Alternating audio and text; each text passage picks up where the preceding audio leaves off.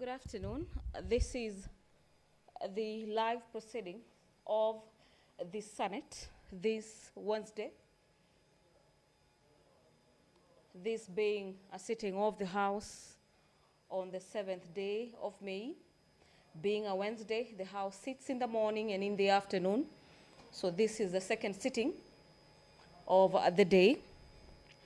In the morning, we had Cabinet Secretary for Education appear before the Senate plenary to answer questions raised by senators on the education docket. Among the issues that the CS for Education was required to address before the House is the aspect of dealing with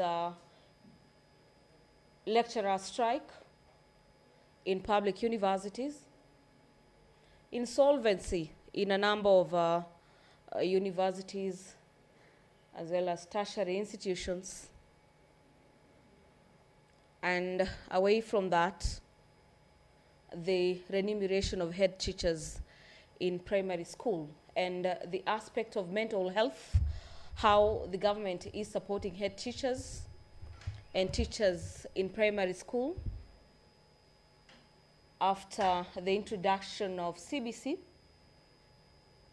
featured in the morning sitting, with the CS required to tell the House how the government was supporting teachers with the issue of mental health.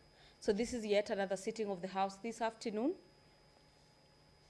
a sitting lined up for the House to consider a number of issues before it. In the highlights in the order of business at the Senate this afternoon is a report of the joint sitting of the National Assembly, Departmental Committee on Finance and National Planning, and the Senate Standing Committee on Finance and Budget on the approval hearings of the nominees to the appointment as the Board of Central Bank of Kenya. Well, the nominees in questions are CPA Sophie Muturi, CPA Abdullahi Muhammad Abdi, Ms. Beatrice Kosgei, and Mr. David Simpson Osawa. This being a resumption of debate. The debate on this motion took center stage for the better part of yesterday, with members hailing the outgoing members for cushioning Kenyans against the effect of COVID-19. Allow me to hand you over for this live broadcast of this Senate. Enjoy your viewing.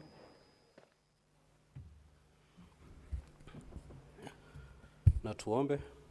Ewe Mwenyezi Mungu, twakusihi tutazame kwa neema nyingi na baraka sisi watumishi wako ambao umeridhika kutuita kwa nyadhifa za uongozi katika jamhuri hii yetu. Twakuomba tuwajalie tuyatende na kufikia mambo yote atakayofikishwa mbele yetu kwa njia ya haki na uaminifu, ili kustawisha amani, ufanisi na heri ya nchi yetu na wale ambao haja zao umezikabidhi mikononi mwetu. Amen.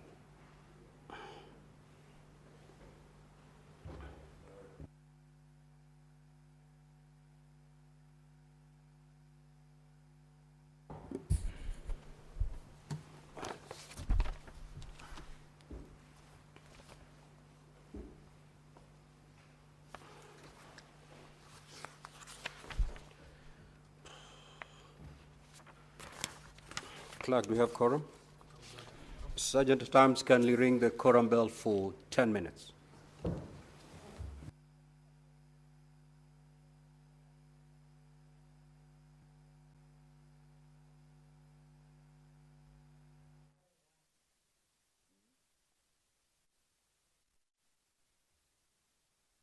Well, the House has commenced business this afternoon.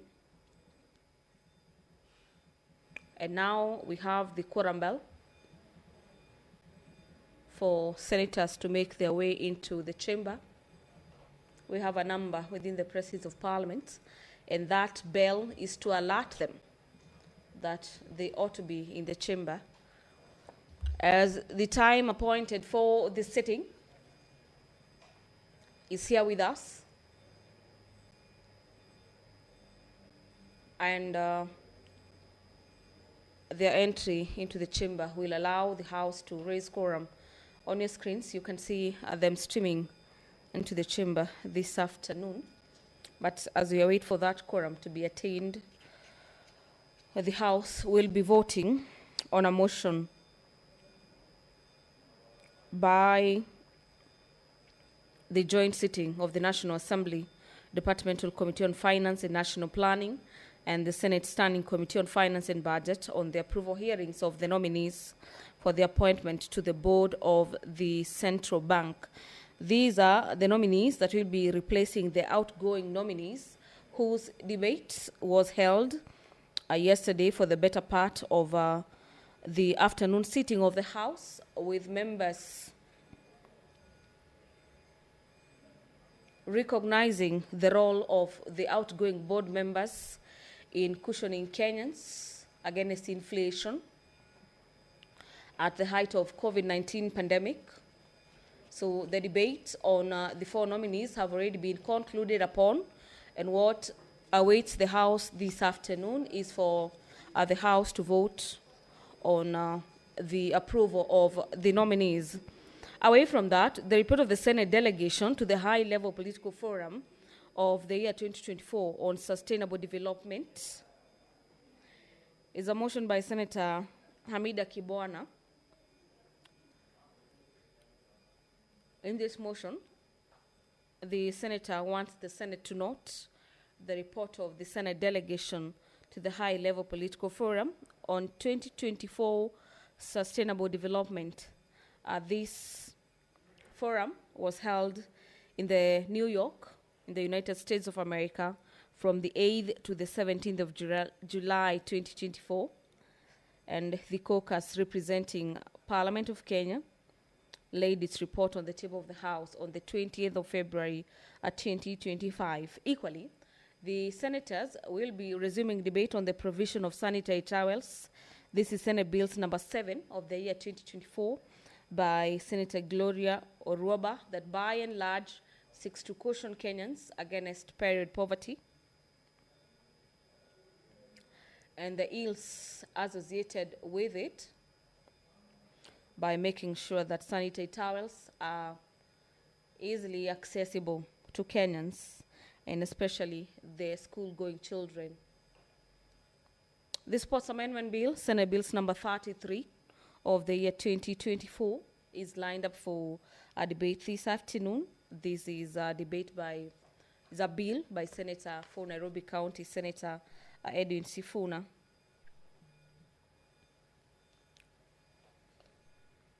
The report of the Standing Committee on Finance and Budget on the fourth basis for the allocation of the share of national revenue among counties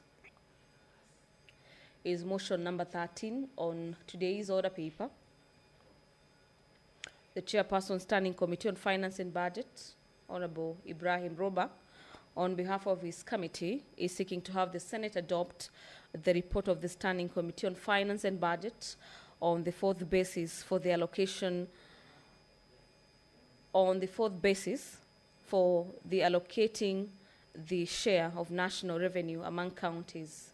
The committee laid its report on the table of the Senate on the 17th of April 2025, and pursuant to Article 217, subsection 1 of the Constitution, approves the fourth basis for allocating the share of the national revenue among counties for the financial year 2025, 2026, all the way to 2029 to 2030 financial years. The quorum has been achieved. Allow me to hand you over. Order number 1, administration of oath. Order number 2, communication from the chair.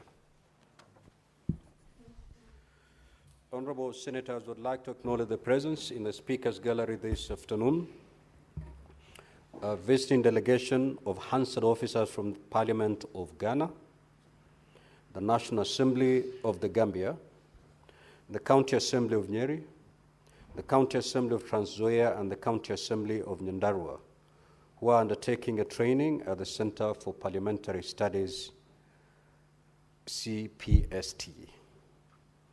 Honorable Senators, I request each member of the delegation to stand when called out so that you may be acknowledged in the Senate tradition. Mr. Adam Idrisu. Mr. Emmanuel Kwaku Sezro. Ms. Charlotte Ekubea Gyoyu. Mr. Osmat Adjei Anti. Ms. Grace Kekoe Esman Foley. Ms. Deborah Adu Gemfi. Mrs. Isatu Kasama. Mr. Mamat Mbowe. Mr. Lamin A.J. Sanath. Ms. Lucy Bitutu. Ms. Susan Sebastian. Ms. Nyambura Wahome. Mr. Bernard Kipsang Kwalia. Ms. Josephine Maina. And Mr. Gashomo Maina. Now, honorable senators, on behalf of the Senate and my own behalf, I extend a warm welcome and wish you a fruitful visit. I will ask the Majority Whip under 1 minute to extend a word of welcome to the delegations. Mr. Speaker, I thank you for allowing me to welcome our visitors. And dear visitors, the reason this afternoon you see the House is slow to start off is because we've lost a colleague of ours. So there is a requiem mass that is ongoing. So most members of parliament are out there. Welcome to Kenya, especially those ones from Ghana. Ghana and Kenya, we draw quite a number of similarities. And we are proud to note that you have strengthened your democracy. The difficult times you had of military coups is now behind you, and we hope you'll remain a strong partner to the Republic of Kenya. The senator speaking is from a gold mining county, just like what you have in your country.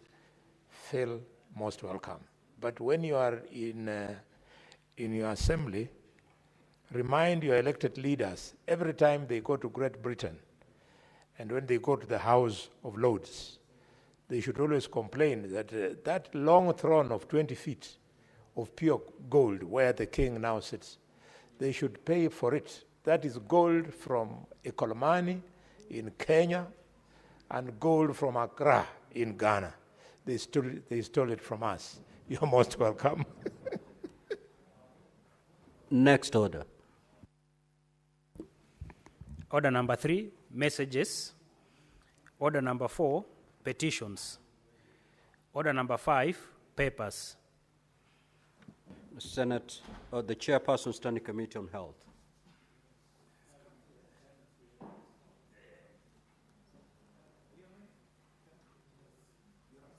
Senator Mariam, you may proceed to lay the paper.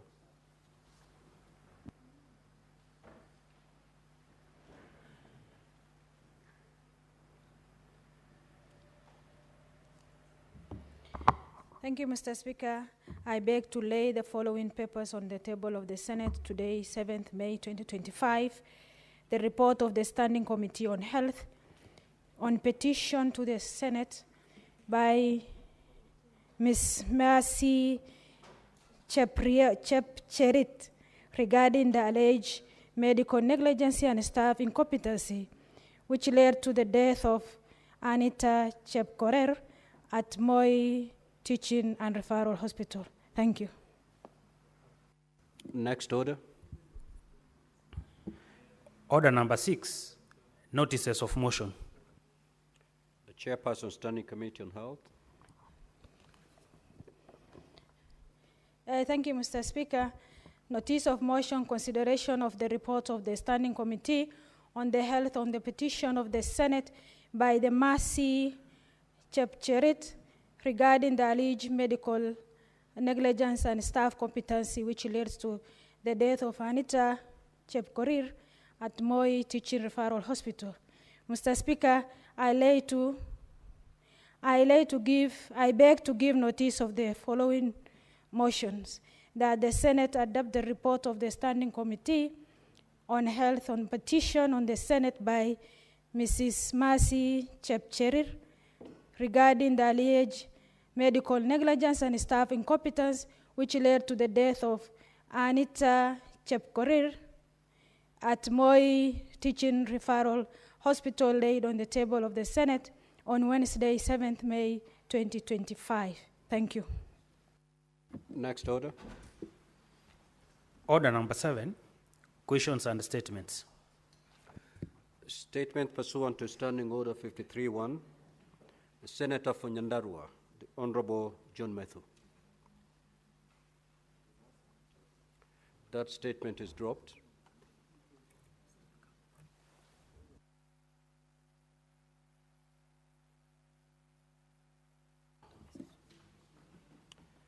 The statement by Senator Omtata is deferred pursuant to the Honorable Senator's own request. Senator Raphael Chimera.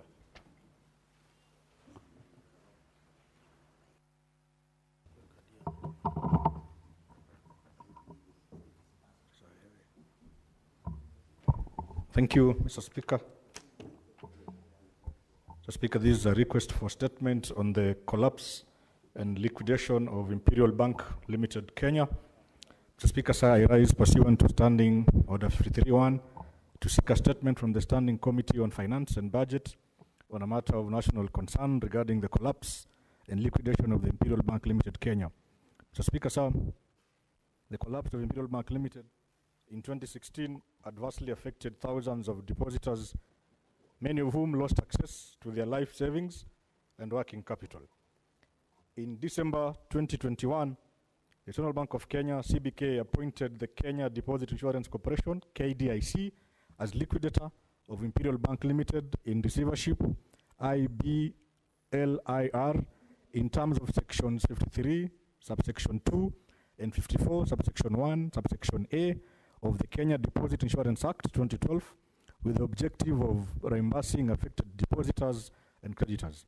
In the statement, the committee should address the following. Number 1, the total number of depositors who had banked with Imperial Bank Limited at the time of its closure, including the total value of deposits held and the amount that has so far been refunded to the depositors. Number 2, the progress made in the sale and disposal of Imperial Bank's remaining assets and how the proceeds are being applied towards deposit refunds. Number 3, the measures and strategies currently in place by the CBK and KDIC to ensure that every depositor, regardless of the amount held, is fully refunded in a timely and transparent manner. Number 4, whether individuals involved in the fraud and mismanagement that led to the collapse of the bank have been identified, prosecuted, and held accountable under the law. And lastly, Mr. Speaker, the policy reforms or safeguards being introduced or considered to prevent similar incidents in Kenya's banking sector in the future. Mr. Speaker, with your kind permission, I also have a second statement. Perhaps I can go ahead and read it, Mr. Speaker. So, request for statement on the suspension of licensing of foreign medical practitioners in Kenya. Mr. Speaker, sir, I rise pursuant to Standing Order 53-1 to seek a statement from the Standing Committee on Health on a matter of international concern regarding the suspension of licensing of all foreign medical personnel in Kenya.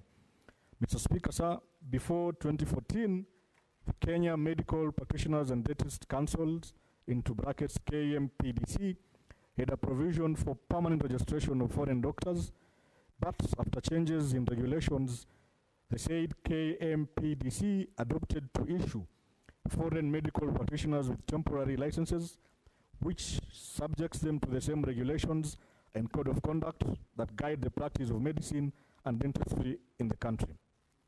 This includes garnering 50 continuous professional development CPD points yearly before they are able to renew their practicing licenses online.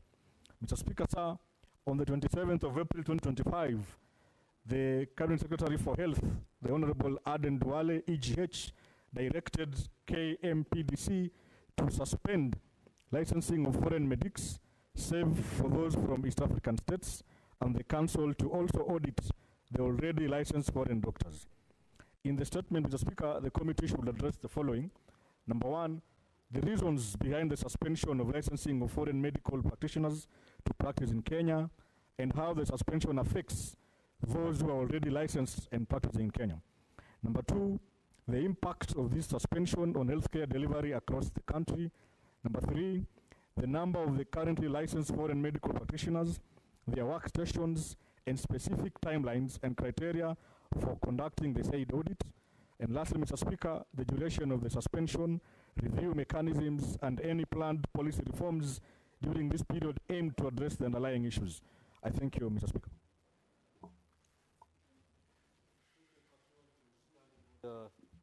56 1B, the Chairperson Standing Committee on Energy.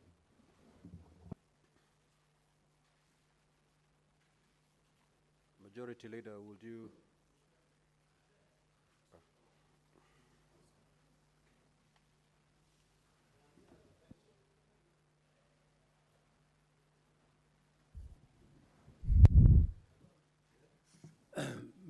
Mr. Speaker, sir, I rise pursuant to Standing Order 56 1B to make a statement on the activities of the Standing Committee on Energy for the first quarter of the fourth session, covering the period commencing 1st January to 30th April 2025. Mr. Speaker, sir, during the period under review, the committee held a total of 12 sittings, during which it considered and concluded on one inquiry. Attached to this statement is a schedule of the legislative business considered by the committee.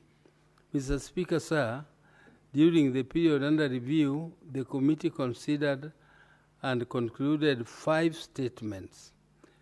10 statements are pending consideration by the committee. The responses on the pending statements have been forwarded to the relevant senators and are awaiting consideration by the committee. The committee met with the Cabinet Secretary, Ministry of Energy and Petroleum, and received submissions from various state agencies on the 2025 budget policy statement and medium-term debt management strategy. The committee considered proposed policies, programs, expenditure ceilings, 2024-2025, budget implementation status, financial and output performance, capital project status, key policy foundations, performance targets, and project allocations. Key recommendations by the committee on the 2025 budget policy statement, BPS, is that the Ministry of Energy and Petroleum enhances transparency to ensure smooth execution and value for money for public-private partnership projects. The ministry should employ competitive sourcing of private investors as opposed to privately initiated proposals in line with Section 46 of the PPP Act 2021 to enhance transparency and public trust. And the State Department for Energy should prioritize historically marginalized counties which are mostly off-grid when implementing future power transmission projects in a bid to connect them to the national grid and ensure equity in electricity access across counties. In this regard, the committee resolved that the State Department for Energy should submit the feasibility study on the proposed transmission line from Garissa to Wajir. The committee further concluded an inquiry into the supply and delivery of smart meters, This inquiry seeks to promote local production of smart meters, amend the duration of framework agreements, and ensure smart meters are integrated during electricity installations. These measures aim to reduce electricity costs, decrease KPLC's monopoly, and improve efficiency in the sector. The committee adopted a report on the 26th of March 2025.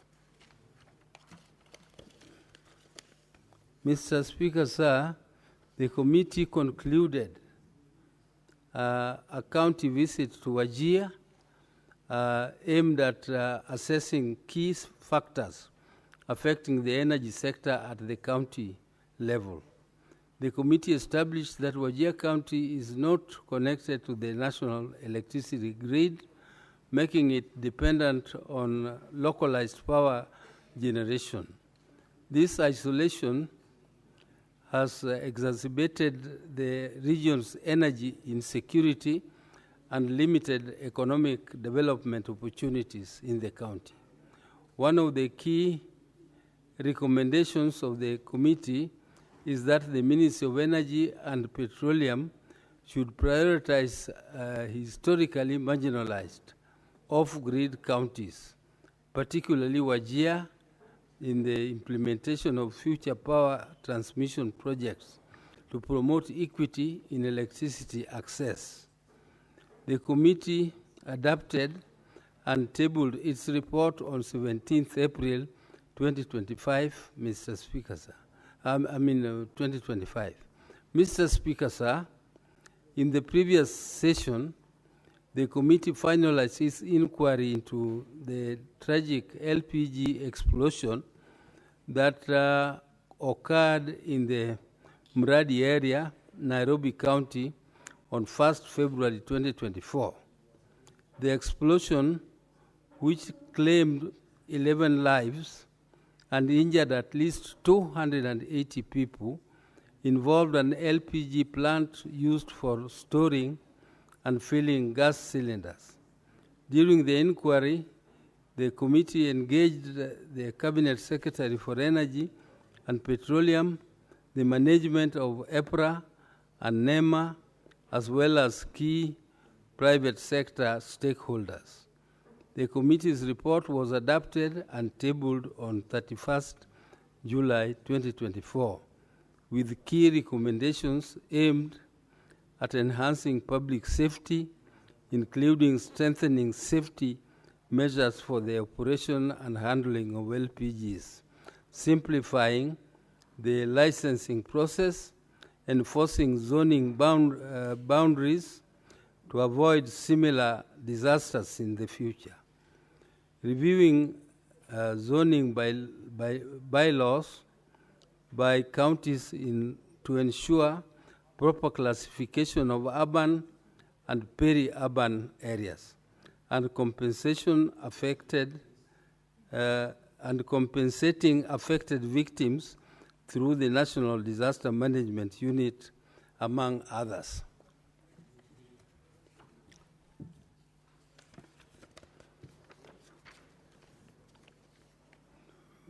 Mr.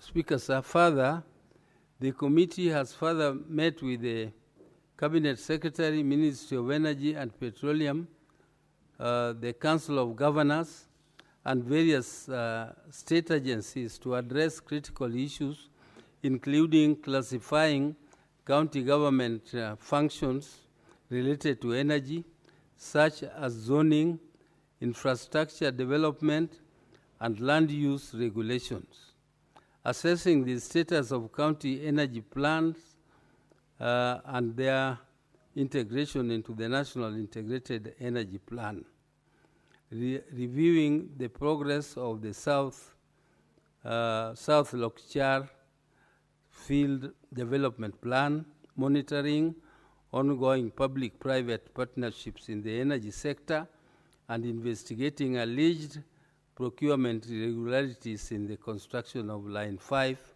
by the Kenya Pipeline Company.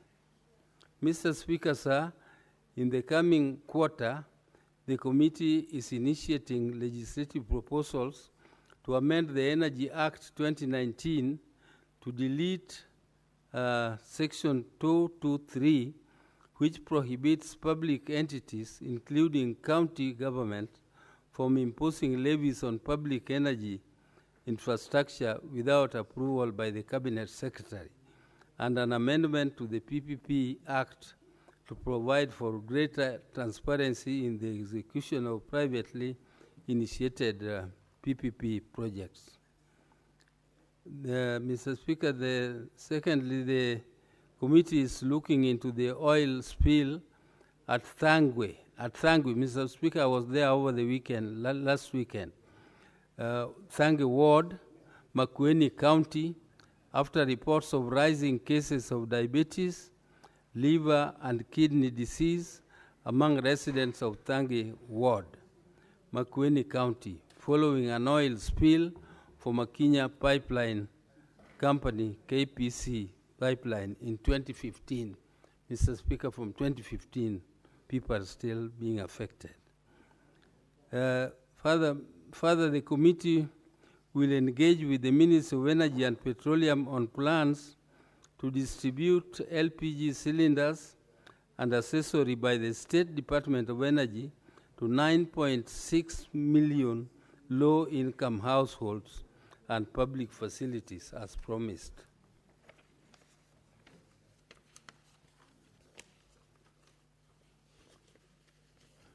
Mr. Speaker, I wish to thank your office for the support according to the committee in undertaking its work. I also wish to acknowledge the Secretariat support that the committee has received from the Office of the Clerk. Lastly, I wish to commend the members of the committee for their commitment, diligence, and dedication to the work and mandate of the committee. Thank you, Mr. Speaker, sir.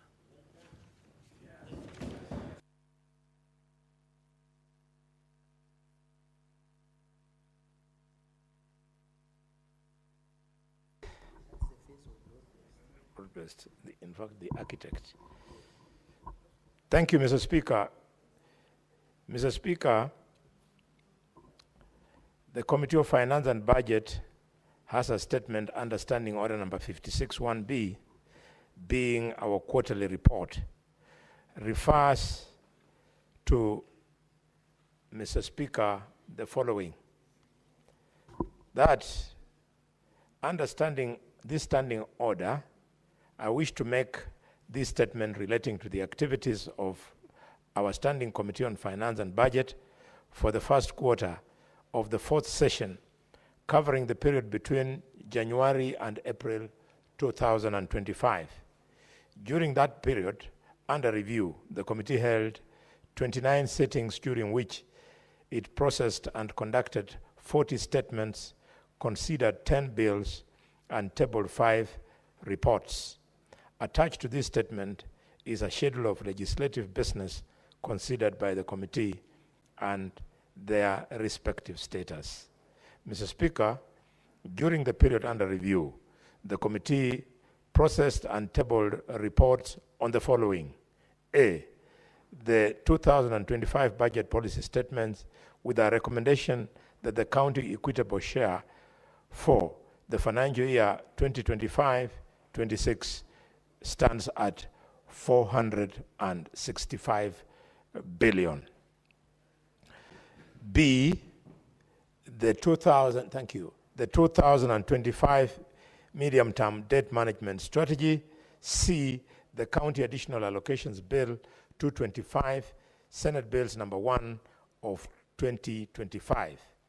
And D, the fourth basis for allocating the share of national revenue amongst counties for the financial year 2025-2026 to 2029-2030. And E, additionally, the committee held joint sittings with the National Assembly Departmental Committee on Finance and National Planning to undertake the approval hearings of FCPA Sophie Muturi, CPA, Abdullahi Ali Abdi, MS Beatrice Koskei, and Mr. David Simpson Osawa Owor, the nominees for appointment to the position of members of the board of the Central Bank of Kenya. Mr. Speaker, in accordance with Article 118(2) of the Constitution and the Senate Standing Orders, the committee held consultative meetings with the National Treasury and Economic Planning, the Commission of Revenue Allocation, County Assemblies Forum, the Institute of Certified Public Accountants of Kenya, ISPAC, the Budget Hub, the Institute of Public Finance, IPF, the Institute of Economic Affairs, IEA, Office of the Control of the Budget, the Kenya National Bureau of Statistics, and the Council of Governors. The committee sought public views on legislative business, including the fourth basis for revenue sharing among county governments, on bills and the appointments of nominees to the Central Bank of Kenya as board directors through an advertisement in 2 national newspapers and other social media platforms. The committee followed the agreed mechanism for processing statements, providing senators with responses as soon as they are received from the relevant agency or county. The senator is required to indicate any issues that need clarification within 14 days, failure to which the statement is considered concluded. Annexed is a list of statements processed by the committee. Mr. Speaker, sir, in consideration of the bills, the committee noted great overlap and repetition in a number of bills. For example, the Public Finance Management Amendment Bill number 3 of the National Assembly, Bills number 44 of 2024, a bill recently received from the National Assembly which has similar provisions to that relating to financial transferred functions. These provisions are already contained in the Public Finance Management Amendment Bill, Senate Bills number 40 of 2023, which was sponsored by Senator Hamida Kibwana, MP, which was processed by this House and referred to the National Assembly in 2024 for consideration. And B, the Public Finance Management Amendment Bill number 2 Bill of the National Assembly, Bills number 26 of 2024. We found that this has similar provisions contained in the Public Finance Management Amendment Bill of 2024, Senate Bills number 27 of 2024, relating to the submission of the County Finance Bill. The committee had tabled a report on the Senate bill, and the bill was awaiting scheduling for second reading in the Senate. The committee is therefore recommending for well-coordinated mechanism between the House's leadership in order to eliminate duplication of bills and redeem the legislative resources. Mr. Speaker, during the second quarter of the year, the committee is scheduled to A, hold a consultative forum on the County Wards Equitable Development Bill, Senate Bills number 20 of 2024, and B, to process the following. 1, the Division of Revenue Bill, the Public Finance Management Amendment Bill, the Public Finance Management Amendment Bill, the Public Procurement and Asset Disposal Amendment Bill, the Public Finance Management Amendment Bill. C, to consider the reports of the Control of Budget on the implementation of the county government's budget. And D, hold meetings with various county executives to consider issues related to pending bills in the county governments. And finally, E, conclude consideration of the Senate resolution on the level of public debt in Kenya. Mr. Speaker, sir, Within the same quarter, the committee is expected to consider the county allocation of revenue bill for financial year 2025-2026 and the county government's additional allocations for the financial year 2025-2026. In conclusion, Mr. Speaker, I wish to thank your office and the Office of the Clerk of the Senate for the continuous support that you continue to afford us accorded to the committee in executing its mandate. Lastly, I also wish to thank members of the committee for their diligence and contributions during the committee's activities. I thank you, and I have read the statement, Mr. Speaker, on behalf of the chair, the Senator, Captain, retired former Governor Ali Ibrahim Roba, EGH MP. Thank you. The Chairperson Standing Committee on Health.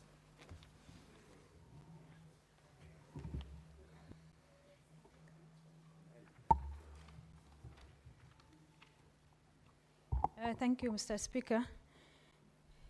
I rise to read the statement related to the activities of the Standing Committee on Health pursuant to Standing Order 56-1B for the period between January and April 2025. Mr. Speaker, I rise to pursuant to Standing Order 56-1B to make a statement related to the activities of the Standing Committee on Health for the first quarter of the fourth session covering the period between January and April 2025.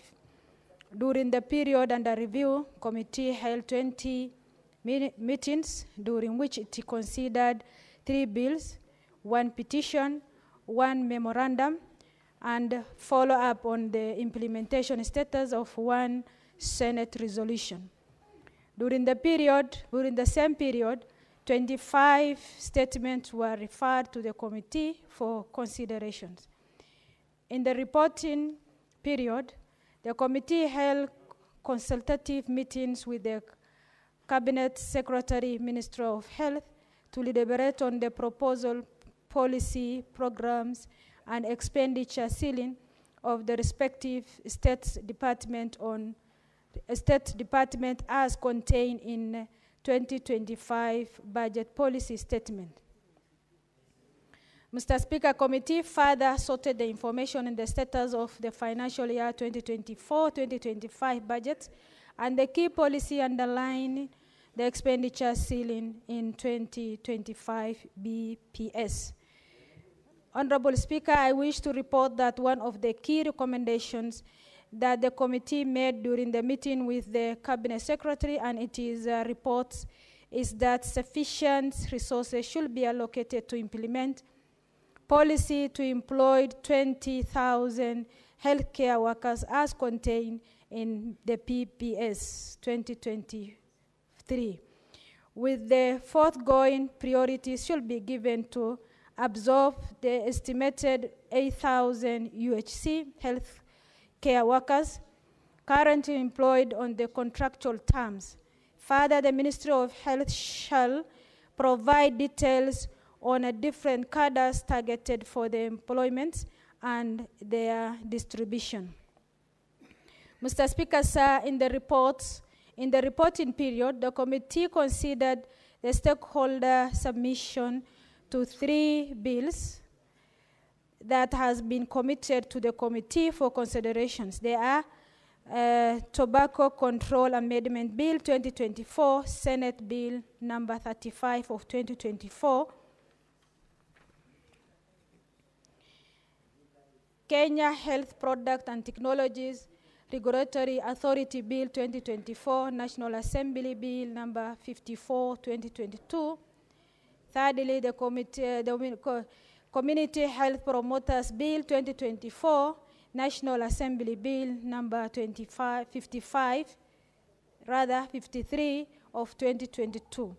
During consideration, the committee observed that some proposed provisions and submissions require classifications and supplementary information from the stakeholder, which will enable the committee proposed amendment during the third reading stage.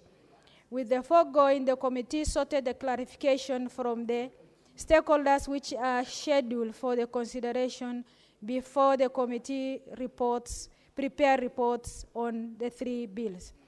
Mr. Speaker, in the reporting period, the committee considered its consideration of the petition regarding the alleged medical negligence and staff incompetency led to the death of Anita Jebkorir at Nemoi Teaching and Referral Hospital. This petition highlights critical issues in healthcare delivery and patient safety in our healthcare facilities and demand urgent attention and action. Mr. Speaker, committee undertook rather thorough inquiries into the issue raised in the petition and prepared its report, which was subsequently being tabled for the adoption by this Honorable House. Mr. Speaker, further, the committee followed up on the implementation status of its reports on the management and the use of Kenyatta University Teaching, Research and Referral Hospital, and the committee sought the information from the State Corporations Advisory Committee, that's CAC, Kenyatta University, and Kenyatta University Teaching, Research and Referral Hospital, amongst other stakeholders. However, the written submissions and the reports received from these stakeholders were unsatisfactory and insufficient. To this end, the committee had scheduled the meeting with all other related stakeholders and agencies, and therefore will prepare reports to be tabled in the House. Mr. Speaker, during the period under review, the committee sought the reports and information on the issues raised in 25 statements that has been referred for consideration from the national government, the county government, and other related stakeholders in this. In this regard, the committee received and shared response to the 29 statements which were subsequently submitted to the Senate for the considerations. Instantly, where response received were found to be unsatisfactory or sufficient, the committee had sought the supplementary information and clarification from the concerned stakeholders. The detailed statement track is attached to this statement. Mr. Speaker, as you are aware, the sitting of the Senate held Tuesday, 18th March 2025, you directed the clerk of the Senate to cause a meeting between the Committee on Health, the Cabinet Secretary, Ministry of Health, and the Council of Governors to deliberate on the matters that were raised by Kenya Medical Practitioners, Pharmacists, and Dentists Union in the memorandum that had been delivered to the Senate. Mr. Speaker, I wish to report to the House that the committee held meeting with all the relevant stakeholders on Monday, 14th April 2025. During the meeting, representative of the Doctors Union, the Ministry of Health, and the Council of Governors appraised the meeting committee on efforts that has been applied to address the concern regarding non-compliance of collective bargaining agreement entered into between KMPDU and national government through the Ministry of Health and the county government to uphold and define rights to a fair labor and decent work for the doctors. The committee is currently preparing the comprehensive reports on the matter. Mr. Speaker, sir, during the current quarter, the committee seeks to inquire into policy and institutional reform being undertaken at Kenya Medical Supply Authorities to enhance its efficiency, transparency, and accountability. The committee will further inquire into the infrastructure and the facility being put in place by the two levels of government to implement UHC successfully, the challenge faced, and if any, the strategies applied to address these challenges. Mr. Speaker, sir, in conclusion, I wish to thank your office and the office of the Clerk of the Senate for continue supporting accorded to the committee in executing its mandate. Lastly, Mr. Speaker, I also wish to thank the members of the committee for their diligence and contribution during committee activities. I thank you. Now, honorable senators, before I allow comments on the statements sought, I'll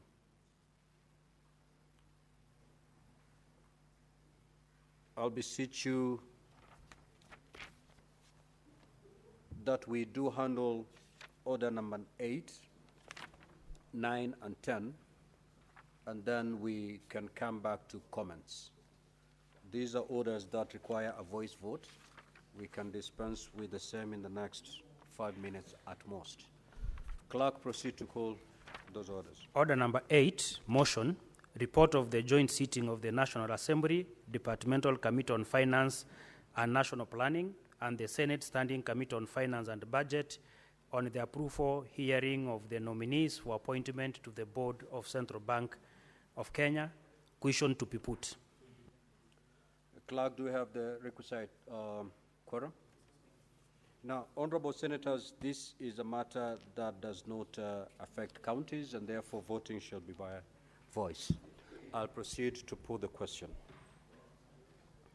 That the Senate adopt the joint report of the Departmental Committee on Finance and National Planning of the National Assembly and the Standing Committee on Finance and Budget of the Senate on the approval hearing of the nominees for appointment to the Board of Central Bank of Kenya, laid on the table of the Senate on Tuesday, the 6th of May, 2025, and now pursuant to Section 11.2 of the Central Bank of Kenya Act and Section 8.2 of the Public Appointments Parliamentary Approval Act, the Senate approved the appointment of the following nominees as members of the Board of Central Bank of Kenya. 1, FCPA Sophie Muturi. 2, CPA Abdullahi Mohammed Abdi. 3, Ms. Beatrice Koskei, and Mr. David Simpson Osawa Oworo. Will as many as of that opinion say aye? Aye. Will as many as of the contrary opinion say nay? The ayes have it. Next order. Order number 9, report of the 14th ordinary session of the Plenary Assembly and the related meetings of the Forum of Parliaments of the International Conference of the Great Lakes Region held in Livingstone, Zambia from 15th to 19th of April 2024. Resumption of debate. Question to be put. Do we have the necessary quorum? Honorable Senators, this is a matter that does not affect counties, and therefore the voting shall be by voice. And I'll proceed to put the question. That the Senate notes the report of the 14th ordinary session of the Plenary Assembly and related meetings of the Forum for Parliaments of the International Conference of the Great Lakes Region, held in Livingstone, Zambia, from the 15th to the 19th of April 2024, laid on the table of the Senate on Thursday, the 30th of May 2024. Will as many as of that opinion say aye? Aye. Will as many as of the contrary opinion say nay? The ayes have it. Next order. Order number 10, motion, report of the Senate delegation to the High-Level Political Forum 2024 on sustainable development. Resumption of debate. Question to be put. Do we have the requisite quorum, Clerk? Again, this is a matter that does not affect counties, and therefore voting shall be by voice. I will therefore proceed to put the question.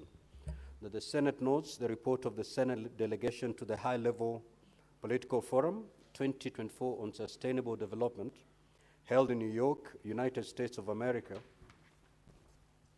from the 8th to the 17th of July 2024, laid on the table of the Senate on Thursday, 20th February 2025. Will as many as of that opinion say aye? Aye. Will as many as of the contrary opinion say nay? The ayes have it. Now, honorable senators, we will now resume comments on the statements sought today, starting with Senator Wamatinga. Thank you very much, Mr. Speaker, sir, for according me this opportunity to add my voice to the statements that have been raised today. Also, Mr. Speaker, sir, the reports that have been presented before the floor of this House, Mr. Speaker, we know that we have a law, we have an obligation, we have a political and moral obligation to the Kenyan citizens to raise matters that affect them. Mr. Speaker, sir, I've listened and listened keenly to various statements that have been led. I've listened keenly to the reports that have been presented before us.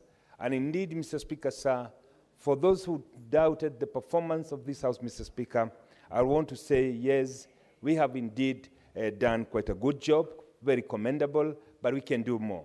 Mr. Speaker, allow me to commend the report that was laid by the chair of the Finance Committee. Allow me to commend the report that was laid before this House by the chair of the Energy Committee, my successor, because indeed this lays patent issues that affect this country and more so the distribution of power and its connectivity. Mr. Speaker, sir, indeed it should never be lost that 80% of the landmass of Kenya only contributes to 20% of the GDP. This, Mr. Speaker, can be largely be attributed to the fact that they are not connected to the national grid.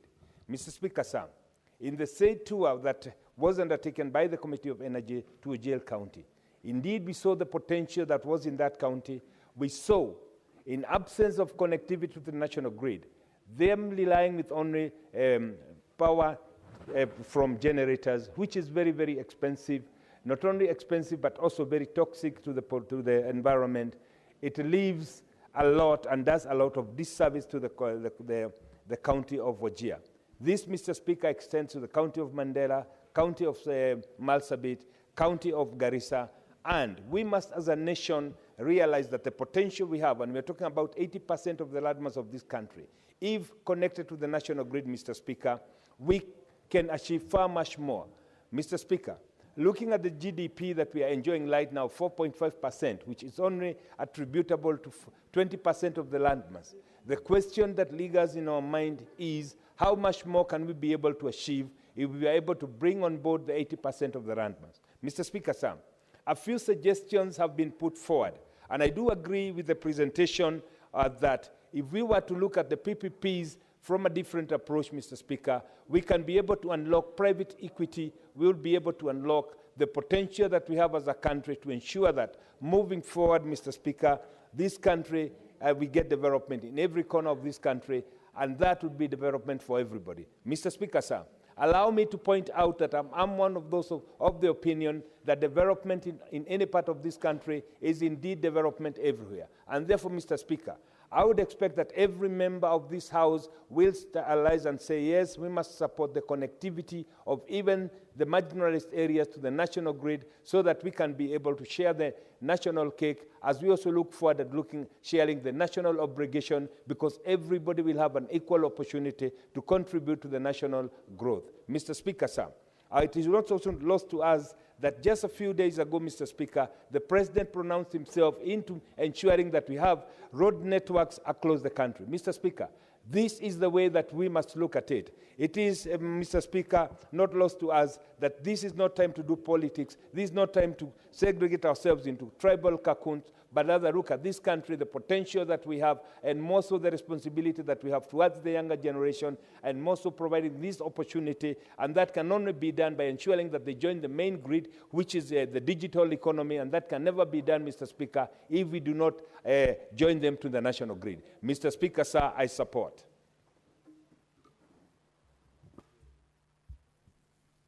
Honorable Senators, we are just making comments on the statements.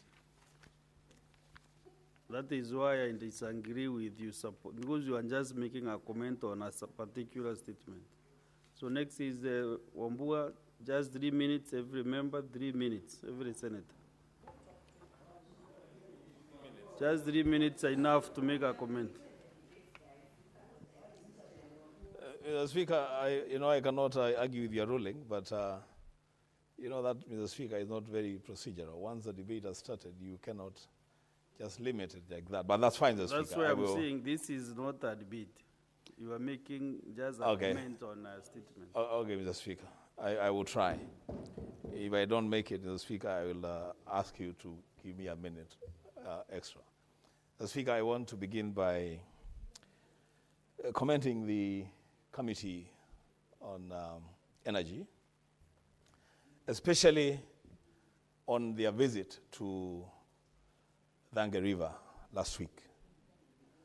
Mr. Speaker, it is unimaginable that an oil spill that happened in 2015, the people of Thange are still grappling with the consequences of that oil spill, and the government is almost mum on that issue. As Speaker, I want to appeal to the committee led by Senator Oburu to go beyond just scratching the surface on that matter, and to ensure that, Mr. Speaker, that the truth of the matter in relation to that spill and the suffering of the people of Thange come to light. Mr. Speaker, it is a very weird thing that, actually what happened is that the oil spill was detected in 2015. There is no telling how much longer that spill was happening and how much longer these people have consumed contaminated water every day of their life. Mr. Speaker, what needs to happen in other democracies, that would be a serious crisis. Be a serious crisis, Mr. Speaker. There is a call to action in that happening, Mr. Speaker, to ensure actually a complete shutdown of the entire region to clean up the mess before you can allow people to live and grow crops and take water from that place. And serious conversation, the Speaker, needs to happen. The Speaker, on the Committee on Health, on the matter, Mr. Speaker, of the inquiries that they are carrying out. The Speaker, allow me to say this, that the Committee of Health needs to move this House and this country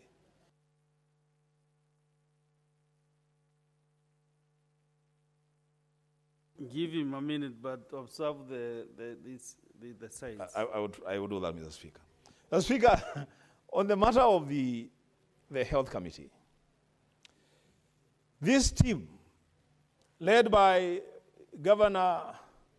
former governor of Uasin Gishu, must begin to deal with matters of healthcare beyond political statements. We don't want the committee to sit with politicians and come and report what the politicians told them.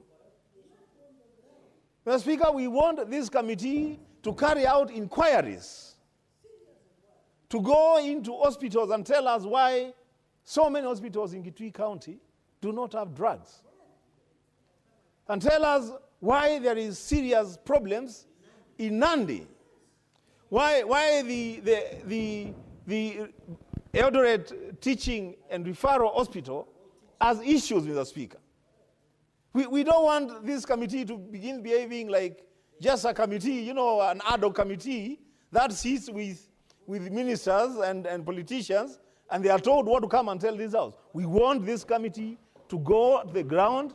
Mr. Speaker, health is a very critical function of this House. It's a devolved function. It's a devolved function. And they need to go and we have a doctor. I'm not very sure whether Dr. Alwale is a member of that committee. Maybe he's not. They need to consult him, and he can lead them on how best to take up matters of health, Mr. Speaker. But this thing of sitting in boardrooms and bringing us reports, the Speaker, if I was marking for that committee on the report that they have given the Speaker, I would have said they have done very badly. They have done very poorly. The Speaker, these committees must begin to do work. The Speaker, this is a serious thing. Health is nothing. It's not something that we are going to be cutting deals on. We will not. We will demand that action be taken, Mr. Speaker, as well as on other issues. I thank you, Mr. Speaker.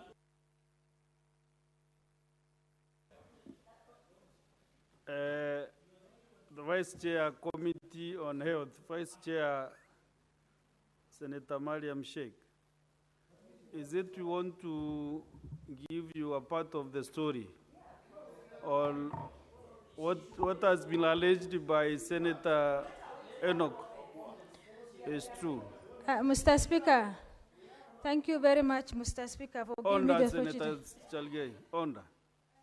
Speaker, one of our resolution is that we agreed as a committee that we do oversight down the counties. Mr. Speaker, as per we are talking, almost, I don't know the numbers, but almost 10 counties we have visited. These are the 2 weeks recess of, we went to Mandera County, Wajir, and Marsabit. Mr. Speaker, if even we agreed that resolution that instead of doing Senate boardroom in the House, we need 1 month rotation for each counties to do, Mr. Speaker. We need to change our standing order so that instead of sitting in this House with AC making decisions, it's better we go outside to 47 counties for each department, not only health, so that to see what's going on in our counties. Mr. Speaker, we went to Kisumu, Trans Nzoia, West Pokot, Mombasa, Kwale, Taita Taveta. There are many which I cannot remember. Mr. Speaker, I call the bishop to be in order so that because of a constraint of the budget which hold us back, in fact, we wanted to go to, which is in our next weekend, that we wanted to go to Isiolo and Garissa, Mr. Speaker, as we're talking. So that is one of our key features that we wanted to see how health sectors are doing in the county system, Mr. Speaker. Thank you. Yeah. Senator Derito John.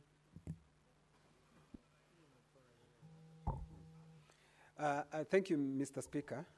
Mr. Speaker, I am keen with the report of energy because what I listened to Energy Committee telling us, one, I have to say they have done a good job so that Senator Kisang will not rise on a point of order. But the truth be told, Mr. Speaker, the truth be told is that they concentrated so much in issues that are not affecting Kenyans, so to speak. Mr. Speaker, we are having blackout every day in this report, every day, Mr. Speaker. I have not heard them talking about, they're talking about having smart meters. And I think I want to agree with what Wambua is saying. The committee are dealing with areas that deals can be cut, not maybe by the committee, but by the people that they are oversighting, Mr. Speaker. Mr. Speaker, I was expecting them to tell us, for the committee to tell us what they are doing so that KPLC cannot be the only people who are giving Kenyans power. We want private sector, other private sectors to move in and help Kenyans so that we can reduce the bills that we are paying, Mr. Speaker. But we have not had that. Well, they have concentrated on other things which they have not done even very well, as Senator Wambua is saying, when they visited some place in Dange, in Makueni, Mr. Speaker. But at least they are trying, because after many years, those after 2015 up to now, at least they're doing something. So it's good, we can commend them. Committee of Health, Mr. Speaker, is disastrous because every time you have had these doctors that are on strike, county government, there are problems, and we have not had any. I've listened to the report. I thought there will be very serious report to tell us what is the way forward so that we don't have strikes in our counties. Mr. Speaker, I have heard the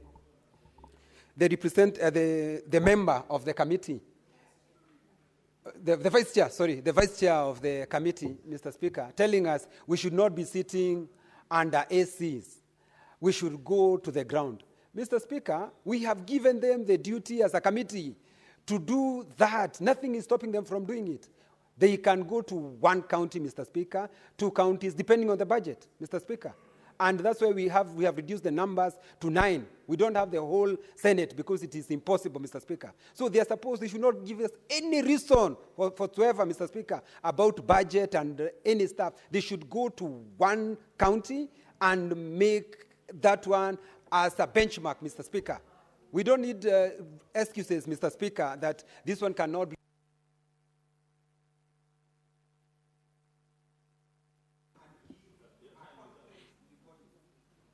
Senator Adiloba. Thank you very much, Mr. Speaker. I rise to support the reports that were presented by the 3 committees.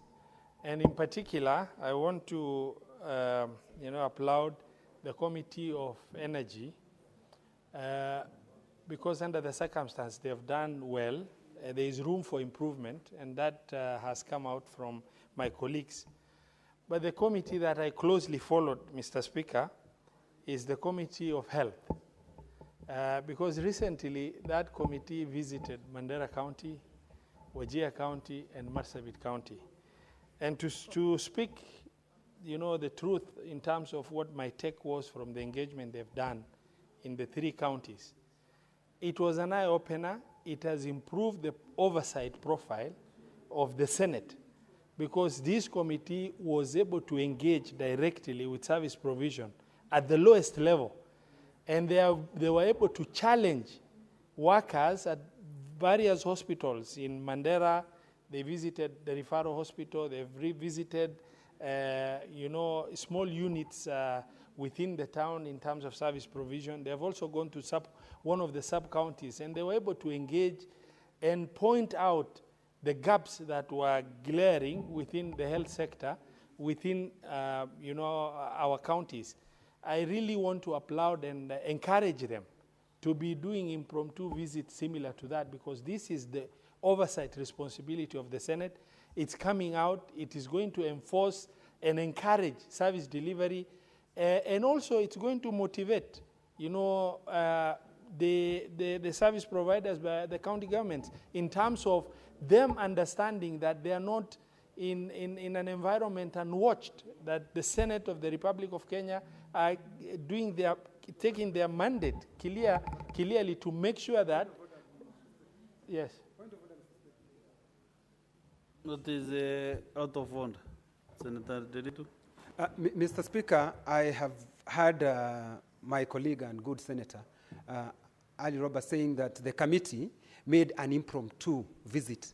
Mr. Speaker, understanding orders, I thought you're supposed to give 7 days notice to any place you are going. I don't think that's impromptu, unless, Mr. Speaker, impromptu has a different meaning.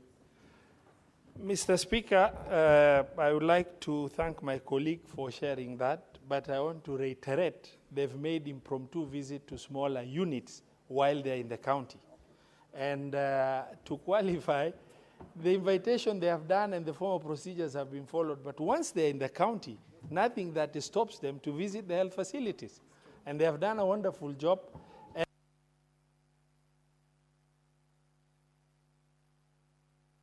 Tambo.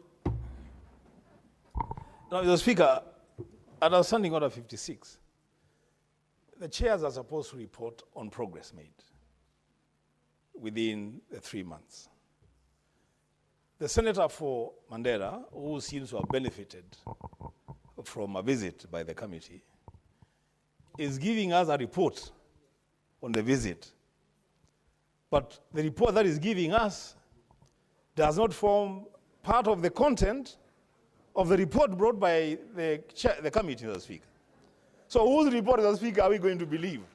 The report of the chair or the report of the Senate, Mr. Speaker?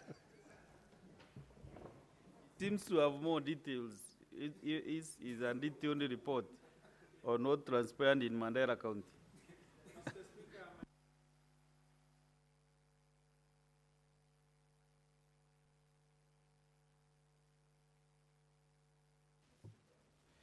Mr. Speaker, sir, as my colleague has stated, this Senate is alive, and it's alive, our committee is alive, events are happening.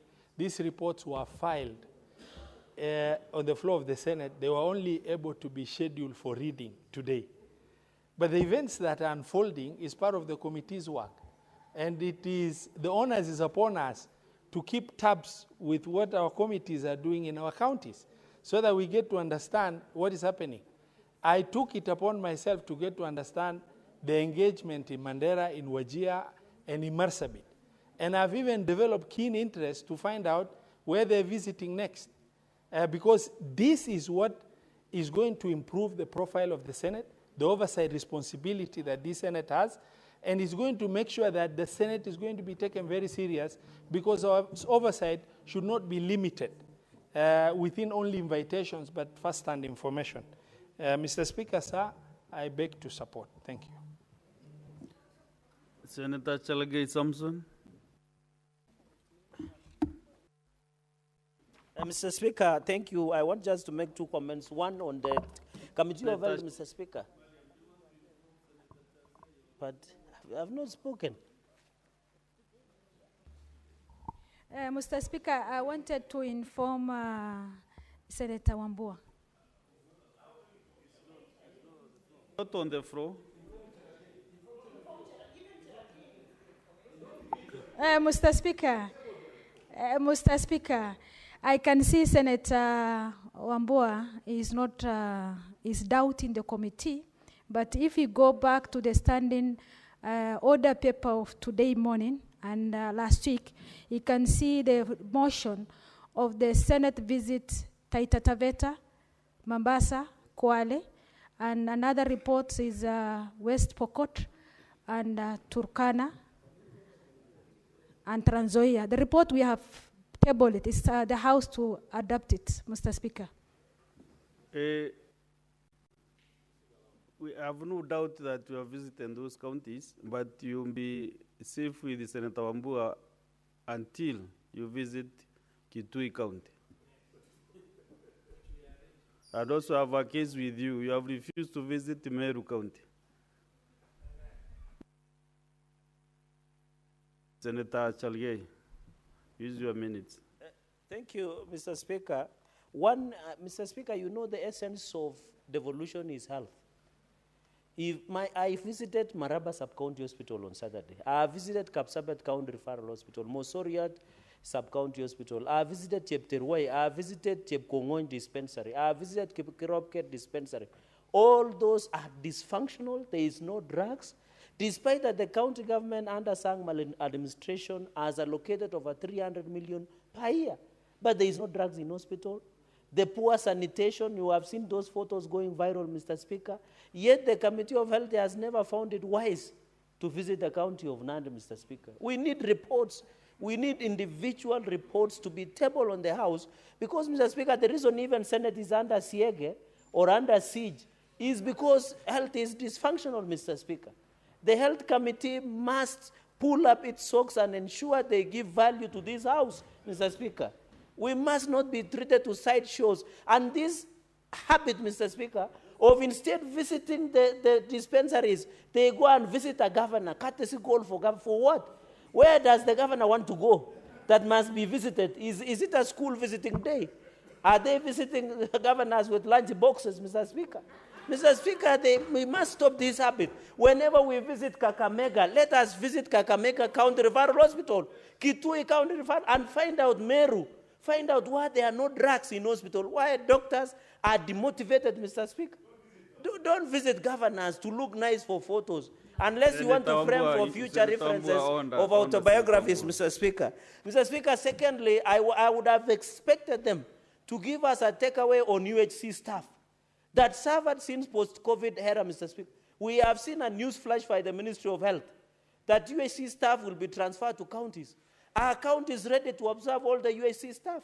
We must be told, even their terms of service. Mr. Speaker, you remember Donald Trump, who the other day generated an AI image of him becoming the next pope or the next pope thief, stop the money that came through USAID.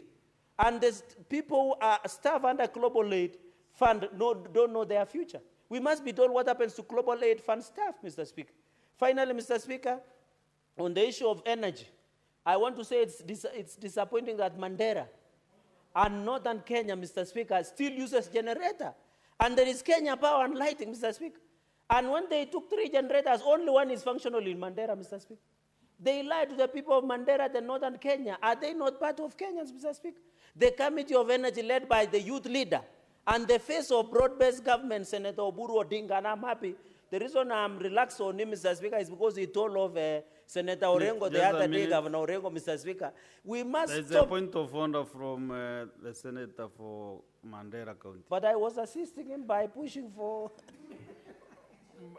Mr. Speaker, sir, I rise on point of order number 105. While I appreciate the statement he has made, which arose from a physical visit that my colleague, Senator Wambua Cherargei, have done in Mandera and the challenges he's sharing on energy.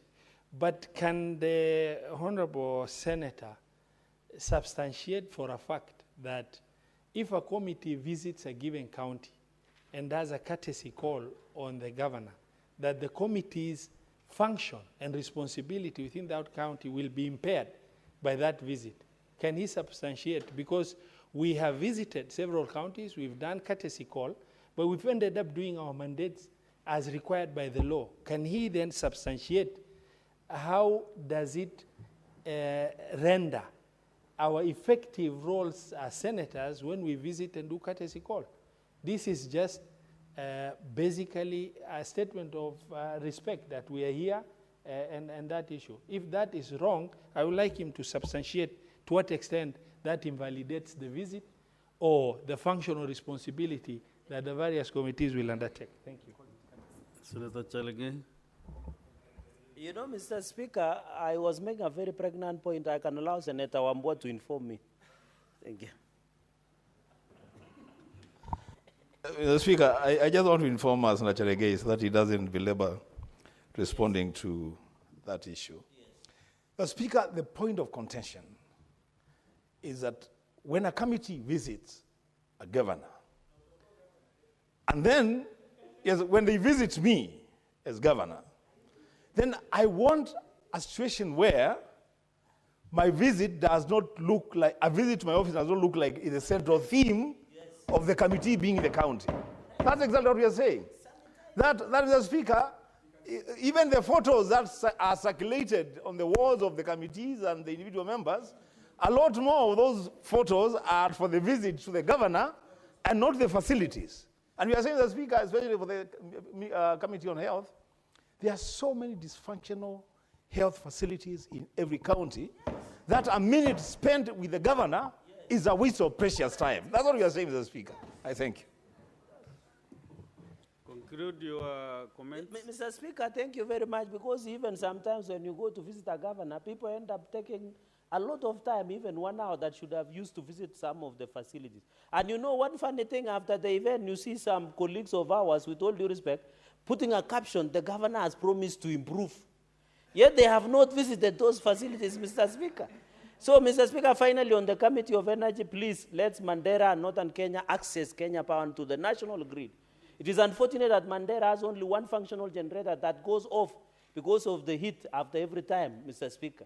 That it is very unfortunate, and Kenya Power must be called out that Kenyans in Mandera, as the Kenyans have equal chance like Kenyans in Nairobi, in the spirit of broad-based, where we want to bring equity, equality, fairness, and transparency, even in terms of energy distribution in this country, Mr. Speaker. So I want to commend the committee led by Senator Oburu Odinga, who is our face of broad-based and one of the youth leaders of this country, and the architect, Mr. Speaker, and I want to congratulate him for telling off Governor Orengo. I saw Senator Sifuna saying something today about broad-based.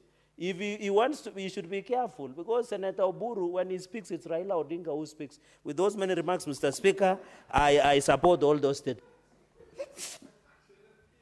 Senator Gloria Oromo.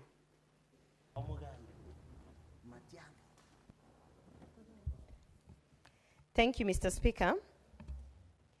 This afternoon, I rise to add my voice to the various statements, the Energy Committee statement and the Finance Committee statement.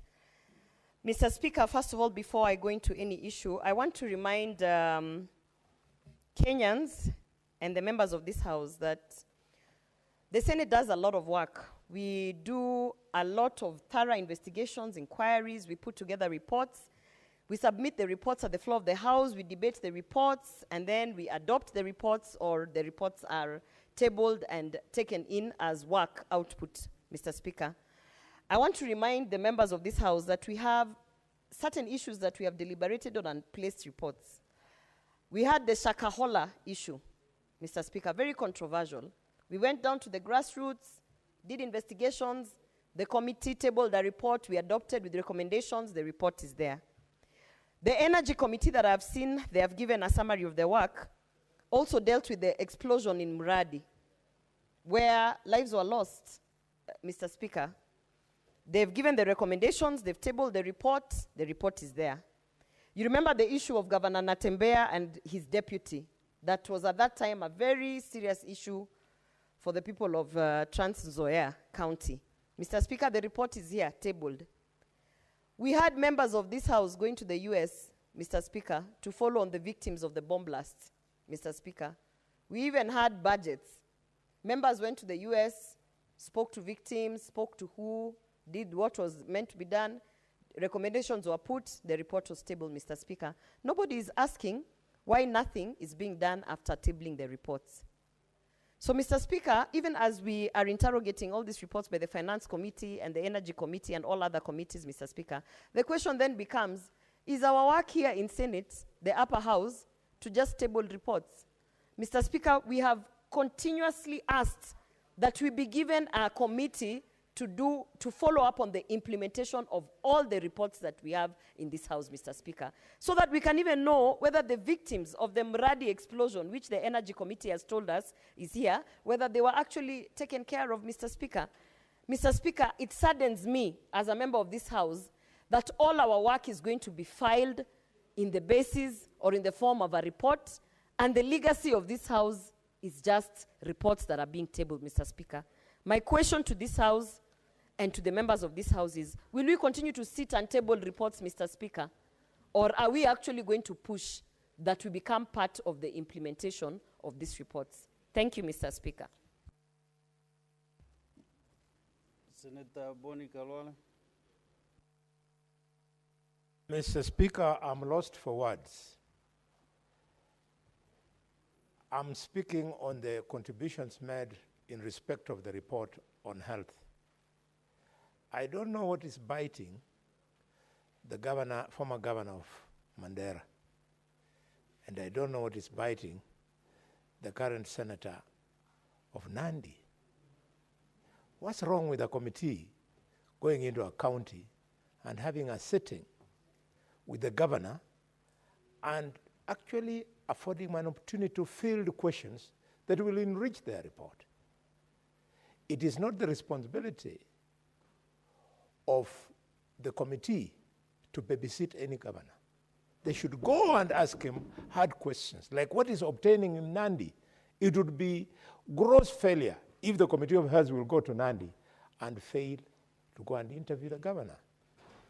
Mr. Speaker, it is so serious that in Kakamega, as we speak now, doctors are on strike. Mr. Speaker, it is so serious that in Kakamega, the governor is, through his chief officer, Dr. David Alira. They are trying to teach doctors corruption.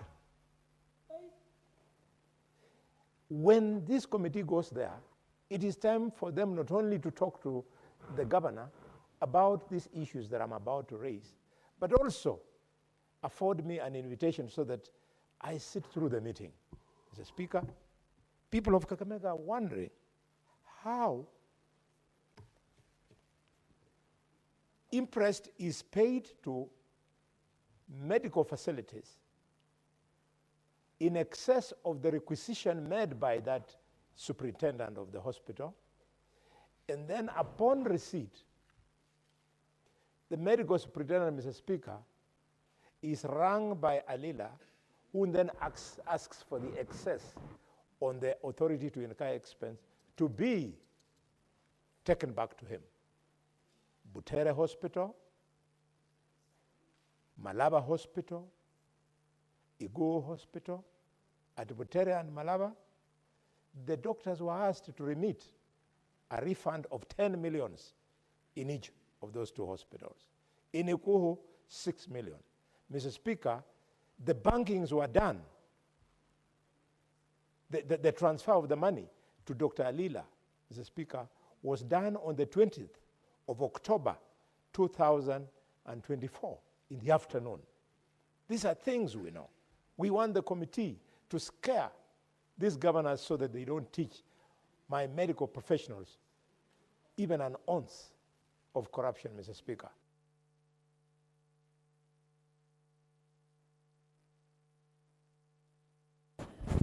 Very well. Senator Veronica Duarte. After me.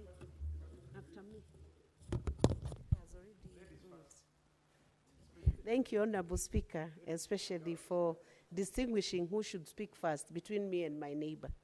Honorable Speaker, thank you for the opportunity. Senator Kisang will wait and abide until I finalize. I want to support the report and the statements that have been presented to this House this afternoon, and I want to single out the very elaborate report that has been presented by our chairperson of Energy Committee, a committee that I am a member of, the Senate Standing Committee on Energy. Honorable Speaker, I want to single out the issues that have been raised here, especially the issue of the LPG explosion that occurred in the Mradi area, where we see victims, 11 lives were lost, and at least 280 people were involved, and many people were injured during these incidents.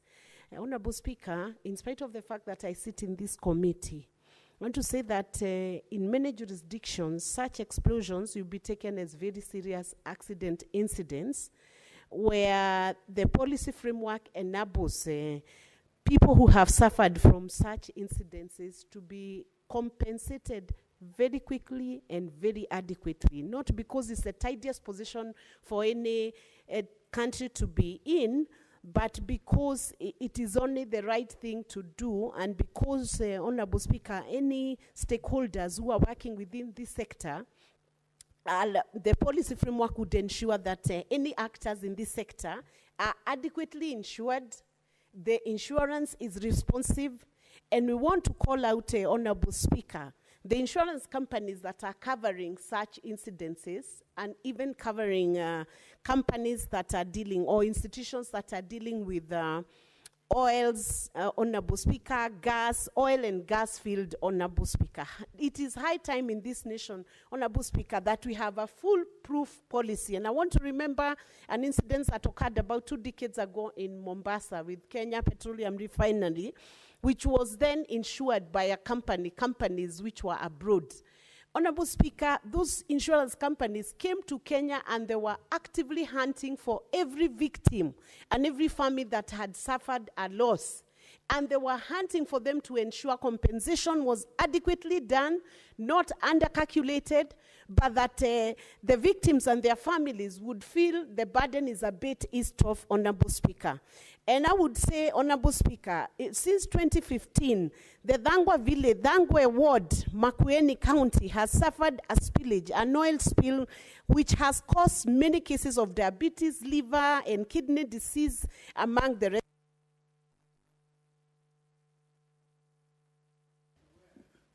Let me give you 1 minute. It is unfortunate that the impact of this spillage has gone to a point where residents of Makueni will likely lose their lives because of the social, environmental impact that that spillage has done. And my question is, what is Kenya Maritime Authority doing? Because I know they do have very firm policies on how to deal with spillage. What has been done, Honorable Speaker, because the pictures we even saw from the members who visited there, the oil spill is still there. We have a policy that has a dispersant effect of that oil film, which should have been done by now. But since 2015, reports are not good enough without action being undertaken by the relevant institutions. So we call upon KMA to take adequate measures to inform the public what they have done, and if they have not done anything to disperse that fume of oil, people will continue suffering from the rising cases of diabetes, liver, and kidney diseases. And urgent action needs to be done, and that action reported to Senate to see that we do not just visit a place and the implementation mechanism becomes too weak for even the residents to take advantage of legislators having visited, made a visit to that area.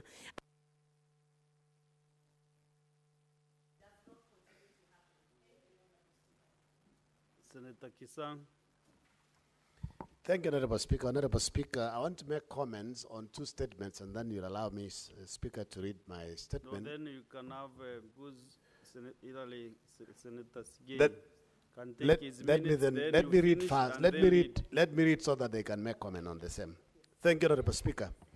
Honorable Speaker, I rise pursuant to Standing Order 53-1 to seek a statement from the Standing Committee on Labor and Social Welfare on a matter of national concern, namely the implementation of the Interagency Technical Committee report of 2019, which proposes the reduction of hardship allowances allocation from 25 billion to 19 billion and the reclassification of hardship zones across the country. Honorable Speaker, sir, the implementation of this report stands to affect thousands of civil servants serving in areas previously recognized as hardship zones, including Elgeyo-Marakwet County, which is proposed for removal from classification as a hardship area despite security challenges that have hampered effective service delivery in that region, Honorable Speaker.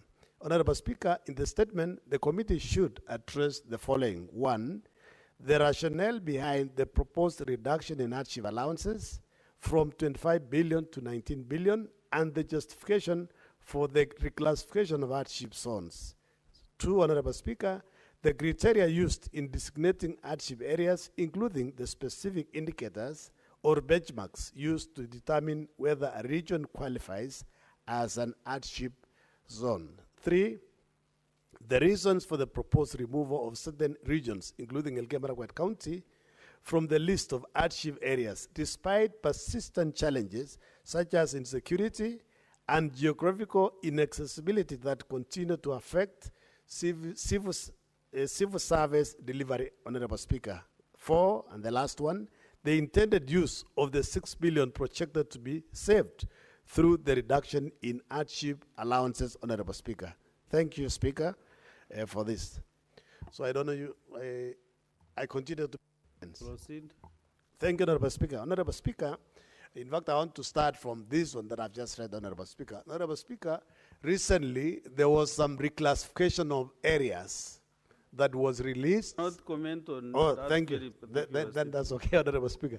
Honorable Speaker, I wanted to comment on the one by Finance Committee and Energy Committee, Honorable Speaker. On the Finance Committee, I want to thank the committee, Honorable Speaker, and especially on the new formula, the fourth session of the formula, Honorable Speaker, on the shareable revenue. Honorable Speaker, there are about 10 counties that are getting less than 6 billion, and I've said many times in this House, Honorable Speaker, if we don't do an affirmative action, some counties in the near future, Honorable Speaker, will be like at the state of Kenya now, and others will be like Singapore, Honorable Speaker, because most counties, these 10 counties, are just basically paying salaries and recurrent. They are not doing any development because the resources they are getting are below what they can help them to undertake any meaningful development, Honorable Speaker. That's what I was saying.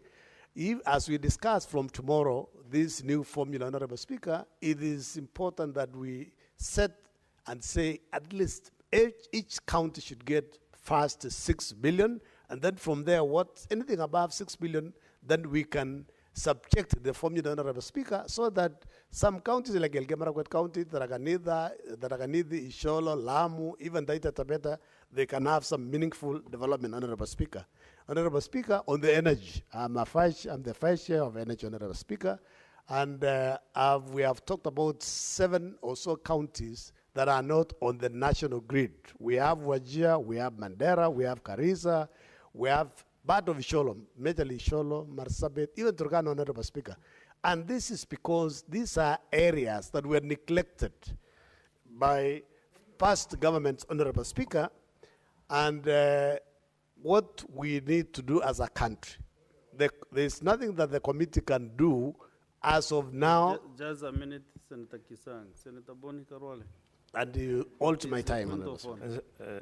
Bear with me, Senator. I rise under the Constitution of Kenya, Article 202 and Article 203. Mr. Speaker, the distinguished senator from Elgeyo-Marakwet is saying that this House should adopt a formula where an equal amount of between 5 to 6 billion is given to each county. Mr. Speaker, is he in order? Given that the letter and spirit of the Constitution does not speak to equality, it speaks to equity. How does he want that kind of provision to sit with Articles 202 and 203, which says that shareable revenue will be shared equitably?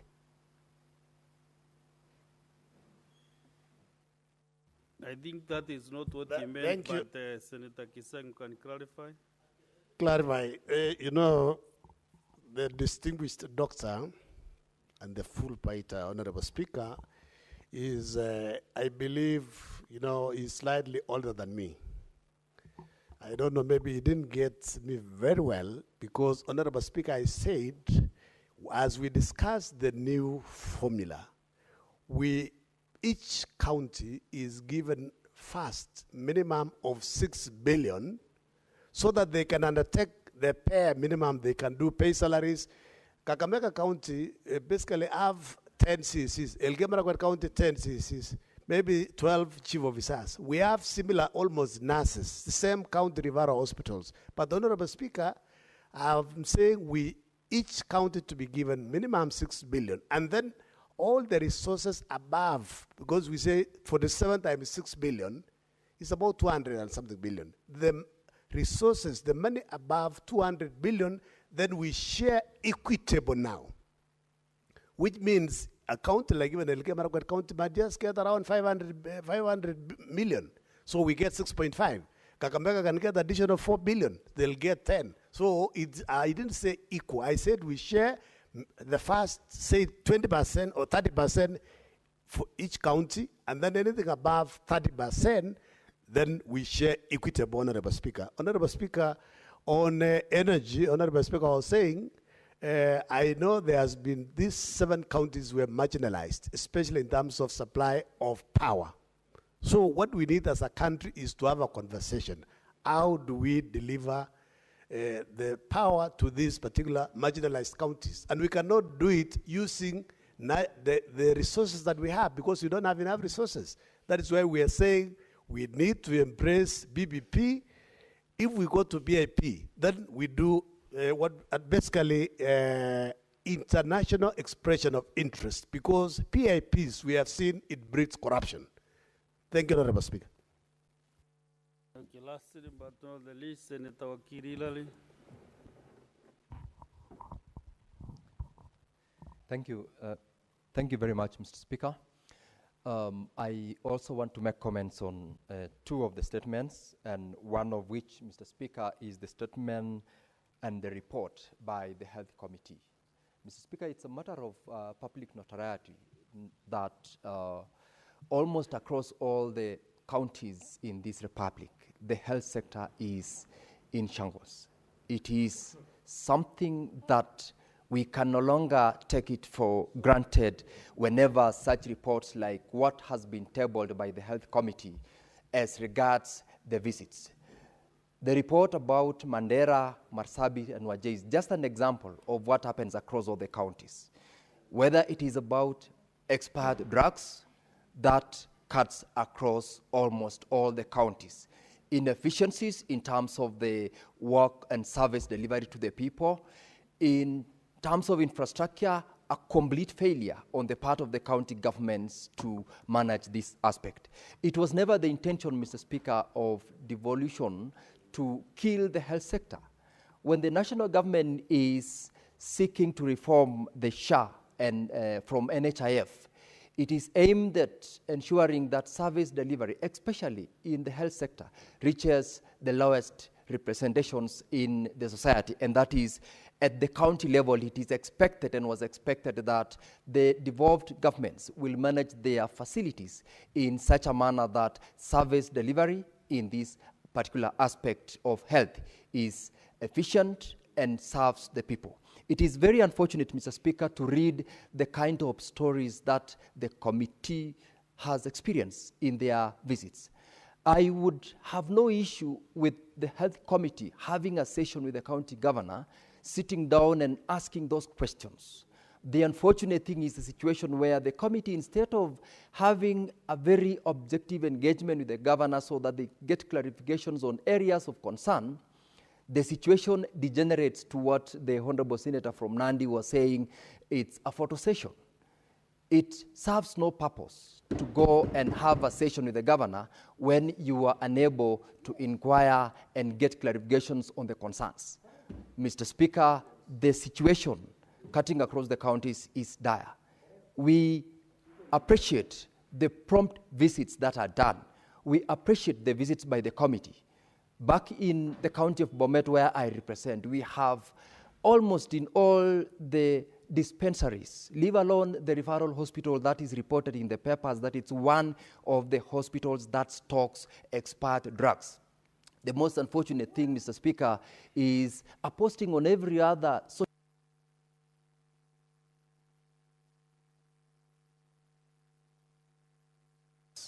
an impromptu visit by part of my office today in the morning in one dispensary called Soimete Dispensary. Unfortunately, Mr. Speaker, have an experience that they have not been stocked for the last couple of months. In fact, they don't even have Panadol, one of the basic painkiller that is supposed to be available in every hospital.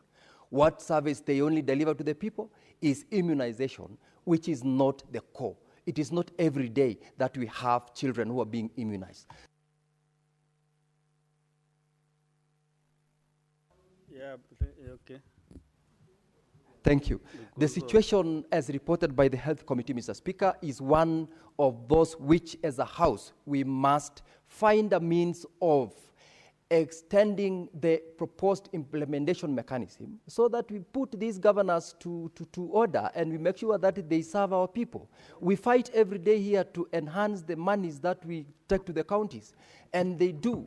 Governor Barchoki in Bomet has a budget of over 2 billion in health, and most of the facilities have got no drugs, have got insufficient infrastructure, have got basically zero service to the people. And so we appreciate the committee and we encourage such additional committees to visit as part of our oversight roles. And it's got nothing to do with politics. It's part of the mandate of this House. Lastly, Mr. Speaker, a comment on the reclassification of hardship areas. The report that we got in terms of Senator, allow me to conclude. The areas of Senator Sigei, do you want to be informed? Because your time was over.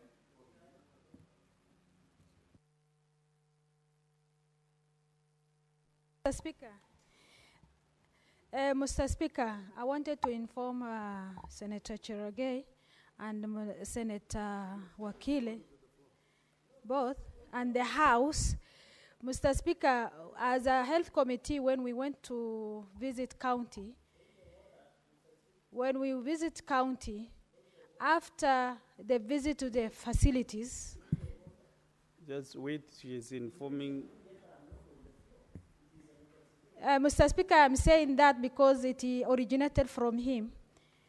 So, Mr. So Speaker, I'm informing Senator Wakili Segei. Mr. Speaker, as a Vice Chair of Health, we went to the committee oversight the counties, almost 14 counties, Mr. Speaker. When we do our rotation of each facilities, the health facilities, we normally go to the governor to inform him to what we have encountered him, Mr. Speaker, what we have encountered in the facilities. There are some issues which can be immediately be solved. Because like Marsabit County, there are some information which the governor, immediately solve it, Mr. Speaker. That's why we normally go to the governor to brief him what we have encountered in health facilities, Mr. Speaker. Thank you.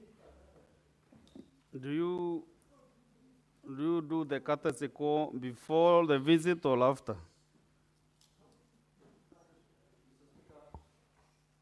Yes, proceed, Senator Sige. Give me the mic. Thank you, Mr. Speaker. Conclude I appreciate within 1 minute. I appreciate the information by the Vice Chairperson of Health Committee, and would wish to encourage them that even prior to making whatever courtesy call or a visit to inform the governor, the impromptu visits in most cases will facilitate the actual experience that you would get, rather than the visit that you would have a session and they will direct you to places where they have pre-programmed on what experience you will get when you visit the facility. But otherwise, I want to encourage the Health Committee to continue doing the visits to the counties. Mr. Speaker, I was commenting on the hardship, reduction of the hardship funding as well as reclassification of hardship areas. This, Mr. Speaker, particularly with the report that came and from the statement of Senator Kisang, has disadvantaged very key and critical areas that have previously benefited from the hardship classification procedure that was in existence before. I would like Senator Kisang to pursue a situation where if the policy that led to that classification being pushed and published now, and I know it reclassifies and denies other institutions and areas opportunities to benefit, we have a right to participate in ensuring that areas that previously benefited has created some legitimate expectation from workers and civil servants working there and also the residents. And such areas should not be denied that benefit, even if there is need for a reclassification process. In fact, it should be enhanced rather than it being reduced, so that we don't have areas that previously benefited losing their benefit out of this new policy. Mr. Speaker, I thank you and I rest. Thank you, Honorable Senators. We now go back to the business of the day. We proceeded up to order number 10. Therefore, order number 11, we defer order number 11, 12, and 13. So, clerk, call out the next order. Order number 14, the Sports Amendment number 2 Bill, Senate Bills number 45 of 2024, second reading, resumption of debate. On this particular order, this bill, Senator Chalgei, you are seconding, and you have 11 minutes, balance of 11 minutes. Mr. Speaker, as I proceed to second this bill on establishment of sports academies on various, Mr. Speaker, in our counties. Mr. Speaker, you know we are struggling with the restless and energetic young people who want to exploit and explore their talent. And the only way to enhance the functionality, the issues of talent in our counties, Mr. Speaker, is establishing of sports academies. So, Speaker, yesterday evening, I was a bit disappointed after FC Barcelona lost against Inter Milan yesterday by aggregate of 6-7 goals. And I was excited by one of the prolific player called Yamal Lamine, whose roots are from Morocco and Equatorial Guinea, because the mother comes from Equatorial Guinea and the father comes from Morocco. Yamal Lamine performed extremely well yesterday, and to my own opinion, he was the man of the match. And he's only 17 years old. I went and looked at the background of this prolific master, grandmaster of the game, football, yesterday, Mr. Speaker, and I found out that Yamal Lamine studied in a sports academy called La Masia, which the most expensive sports academy in Europe that uses £5 million to run it. And then I went back and I realized that academy has produced one of the best players of all times, the GOAT, greatest of all time, Mr. Speaker, called Lionel Messi. Although so far Yamal Lamine has outpaced pace in terms of performance, at that age of 17 years, yesterday he did and I would have wished to see him in UEFA finals. And I hope today the Arsenal will not disappoint me when they play with PSG in the evening from 10 p.m. Kenyan time. And most of those players that you see playing on the field, especially for people who are football lovers like me, most of them have gone to academies, sports academies. It is sad, for example, Nandi is declared as the source of sports, source of champions, yet we don't have a functional sports academy or even a stadium. Yet most of the performance, even in North Rift, Cameroon Stadium, talk about stadium in Eldoret, talk about Kipchoge Keino Stadium. In fact, the worst that Governor Sang has done is to relocate Kipchoge Stadium into some forest. Yet it is the landmark, it is the history and the heritage of athleticism in that region. For example, in North Rift, Mr. Speaker, including Meru and Kisii, we should be having sports academy. I saw one in high altitude called Chakayati in Uasin Gishu County, which is ongoing the construction, Mr. Speaker. We need to have sports academy.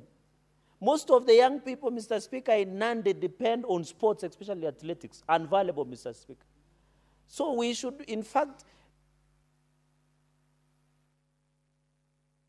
Boni was still here, Kakamega County, they have the best footballers, Vihiga. In fact, we don't need a law to direct counties or to legislate for counties to get opportunity. And therefore, Mr. Speaker, looking at this performance of even the, we like watching European football. You know, the other day, Gor Mahia and Shabana, there was chaos in Gusii Stadium, Mr. Speaker. There is a lot of huge potential. Mr. Speaker, it is sad that most of the potential we see in Kenya Secondary Schools Association sports disappear after Form 4, Mr. Speaker. We need to tap that, even in sports, even in festivals, music festivals. Where do the children who are at the top will go after Form 4? Where do the greatest footballers? We thank the one called Kibet that was lucky to join Spanish Academy, and a number, I think 3 after the sports event in Kakamega of secondary schools. Where do our young people go? Mr. Speaker, when you see most of the senators seated here, some of them were greatest footballers during their time. Some of them were great athletes. But because they didn't have an opportunity to be professional athletes or sportsmen and women, they ended up in Senate. Mr. Speaker, some of these people, their calling is totally different. They are working with another calling, Mr. Speaker. And therefore, Mr. Speaker, the establishment of sports academies should and must be looked at and ensure counties do these things. Mr. Speaker, sports is a concurrent function. I want to thank His Excellency the President. As I was driving through Ngong Road, you can see Talanta City Stadium is taking shape. And it is what we have seen Kasarani coming up. Mr. Speaker, and the President has committed that at least every county. I am happy Kinoru Stadium in Meru is doing very well, but it needs upgrading, Mr. Speaker, to receive international standards in Kinoru Stadium, Mr. Speaker. We have one in Nyeri. We want to keep Kiprogot Stadium in Kericho, Mr. Speaker, so that our young men and women, the energy that we see in social media, that young people are using, most of the young people are using in social media, Mr. Speaker, to write unpalatable things online. They can use the same energy to go and play football, Mr. Speaker. And therefore, Mr. Speaker, we must agree that as counties, it is unfortunate that my county, when it was being designed, it should be source of champions. But Governor Sang has done it into source of corruption because of lack of even sporting facilities, Mr. Speaker. Even converting a whole facility into a marketplace. Yet Nandi is synonymous with sports in terms of sports, Mr. Speaker. And this, Mr. Speaker, even the issue of doping and menace that is affecting our young people. We must agree, I want to appeal, because Kenya might be on the red on issues of doping. I want to appeal, Mr. Speaker, to our sportsmen and women and anti-doping agency, ADAC, to be on the lookout and ensure we arrest the issue of doping menace in our country. Even as we establish these sports academies, we must vet the trainers, the coaches, Mr. Speaker. The coaches. Today, Mr. Speaker, in the morning, and I want to take this opportunity to congratulate Deacon Mike Songkok and a number of deacons and seminarians who are graduating at St. Thomas of Aquinas Seminary in Karen, that was presided over by His Grace Lord Bishop Obala Owa, the Bishop of Ngong Diocese. And he was talking about the formation. You have to agree that the Catholic Church has a unique way of doing formation of their priests, their sisters, their brothers in the brotherhood, Mr. Speaker. And he was talking about the vetting of the formators. They are called the trainers. So they must be people who are beyond reproach. There are people who are teaching the doctrine of the church. For example, he was using the Catholic Church, Mr. Speaker, that was being presided today by Bishop Owa of Ngong Diocese, Mr. Speaker. The same thing with the vetting of our sports academies. Mr. Speaker, are you aware some people working through tourist visa, through JKIA, 2 weeks later, they are training at least in Iten. In Iten. Mr. Speaker, which country are we? In fact, Tanzania today, if you walk to Tanzania and you don't have a visa, you will never finish 2 hours before being deported. But Kenya, somebody lands in JKI as a tourist, he goes to Iten, he goes to Nandi Hills, he goes to Kaptagat and start training. And at the end of the day, making sure that they promote doping, Mr. Speaker. Even here in Nakuru, somewhere in Keringet, the training high altitude areas, Mr. Speaker. It is very unfortunate. The government and the anti-doping agents must come out strongly, Mr. Speaker, and ensure. Mr. Speaker, secondly, and therefore, I want to agree with, and I'm happy Senator Kisang is in the House, because I know he suffers most, especially with trainers that are not appropriately trained and fitted, Mr. Speaker. Even on the issue of hardship allowance, Mr. Speaker, I don't allow hardship allowance to be removed. Even in Nandi, we want places like Terik Ward, like Kapchorwa, like Soba Songo, Mr. Speaker, to be put, and even Chepterwa as part of the hardship allowances for teachers and civil servants. Even in Bomet, areas like Chepalungu, Mr. Speaker, where you come from, they must be given hardship allowance. That comment was made in bad faith by the CS of Education. He must retract, Mr. Speaker. Mr. Speaker, finally, as I finish to second, I saw the Deputy Minority Whip today in the House saying that there is no broad-based government. We have a broad-based government. This broad-based government has brought equity and equality in terms of service provision under President William Ruto and Raila Amolo Odinga, Mr. Speaker. And it is unfortunate that Senator Sifuna can use the floor of the House, yet he was the Secretary General of ODM that we went and signed in the KICC, Mr. Speaker, and signed broad-based government, Mr. Speaker. If he has a problem with CSOPO and I, if he has a problem with John Mbadi, those are political differences that they should do in funerals and rallies during the weekend. He should not, and he should respect the president, Mr. Speaker. And you saw Senator Oburu Odinga spoke eloquently and powerfully before President Ruto in Migori and said that the ODM and UDA are working through broad-based arrangement, including establishing of sports academies in our counties, Mr. Speaker, where the audacity of lecturing and saying there is no broad-based government, Mr. Speaker. If he wants to leave ODM, Mr. Speaker, and if you want to know what Raila thinks, listen to Senator Oburu. If you want to read the body language of Raila Odinga, listen to John Mbadi, Mr. Speaker. It is very critical, Mr. Speaker. I'm making a very pregnant point. Can you add me 1 minute so that I can conclude by seconding, Mr. Speaker? So if you can see at those body languages of Oburu, of Mbadi, of Junaid Mohammed, If you see Junaid Mohammed speaking, no Raila is speaking. I'm warning Senator Sifuna to tread very carefully. His future in ODM looks bleak. Mr. Speaker, with those many remarks, I beg to second.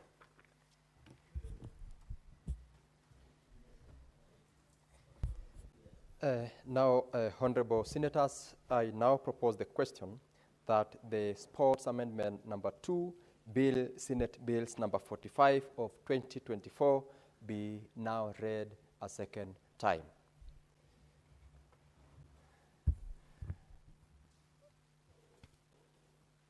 I will allow Senator Kisang to, yes, Senator Kisang to contribute. Thank you, Honorable Speaker. Honorable Speaker, I rise to support the Sports Amendment Bill that is before the House, Honorable Speaker, to set up sports academies in our counties. Honorable Speaker, if you scan across the country, the only sport that is still booming or basically doing well in the country is athletics. And the reason why athletics is doing well, Honorable Speaker, it is because it is individual based. It is up to the athlete to train maybe with the team managers and coaches, and they work out on their own. But if you check the other sports, Honorable Speaker, you check tennis, cricket, football, you know we are doing badly, Honorable Speaker, because of mismanagement by either the sports, I don't know if it is the sports ministry also, and also those who are basically elected to steer and drive this particular sports, Honorable Speaker. Honorable Speaker, with the proposal to set up sports academies in our counties, our constituencies, Honorable Speaker, it will basically promote and enhance and professionalize and nurture talent at an early age for our youth, Honorable Speaker, because we have a big problem of unemployment. And sports is one of the areas where talent can be nurtured, and our youth and sports women and men can't make money and get resources to build themselves, Honorable Speaker. I remember, Honorable Speaker, when we were in primary schools, even high school, schools like St. Patrick's High School in 10, they used to have a particular teacher who was in charge of sports. Like for St. Patrick 10, we had Brother Quorum, who used to go around second time when they had athletics across the country to spot talent and pick boys who are doing well, and they'll be admitted to St. Patrick's 10 and pursue the line. Same also with other schools, Honorable Speaker. And we need to go back. We need to go back. Sport talent early. We take these youths to a sports academy so that we can have Kenyans playing professionally, both internationally and locally, Honorable Speaker. We have the likes of Diego, the guy who was playing javelin, Honorable Speaker. So it is because we don't have the sports academies, and we are losing.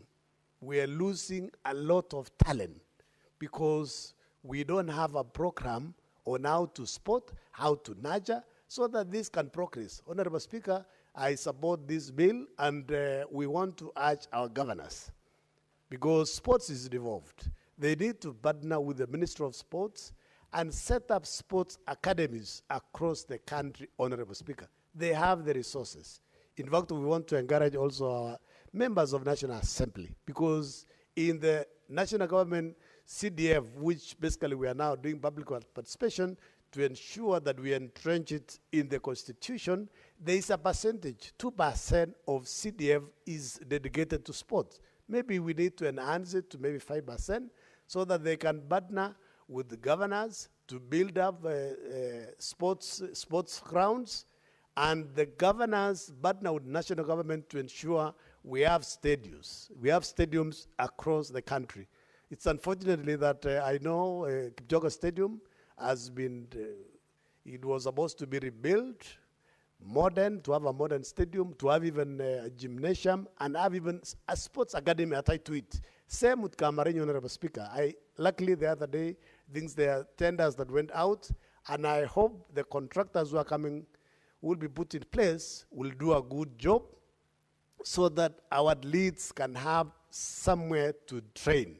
Honorable Speaker, there is something that Senator Jerargei brought it up, Honorable Speaker. As a country, there are many foreigners who are training in our high altitude grounds, especially in Iten. There are those who are training in Kapsabet, others are training across the country, Nakuru, Nanyuki, and some of them are coming to the country without proper paperwork. Some come as tourists, they train, but basically training is not tourism. So we need to put in also mechanisms in place so that the counties and the country can get revenue while these athletes are coming to train in our country. And some of them have even come and trained, and they have somehow, when they go to compete internationally, they have beaten our athletes, Honorable Speaker. Honorable Speaker, it is important that when the country is planning on issues, they need to be careful. We should not rush some things, Honorable Speaker. In fact, I was very surprised. If you go to that region, the North Rift region, you go to Turkana County, Honorable Speaker, West Pokot, you go to Elgeyo Marakwet County, some areas, they have talked about your area in Chabalungu. I don't know where does the executive, especially the CSS, come up with just some funny policies in the morning and say, from tomorrow, we are not doing this. So they need to know that the country is in a different era. We have a new constitution where public participation is paramount. As we do even these sports academies, we want to urge the ministry that is responsible and the counties to do proper public participation so that the people are involved. The people make a decision where the sports academies are located in the counties. For Elgeyo Marakwet County, basically we've had small holiday academies in Capture of Girls, Moi Capture of Girls in the Sengwer ward of Elgeyo Marakwet County. We have some in Iten.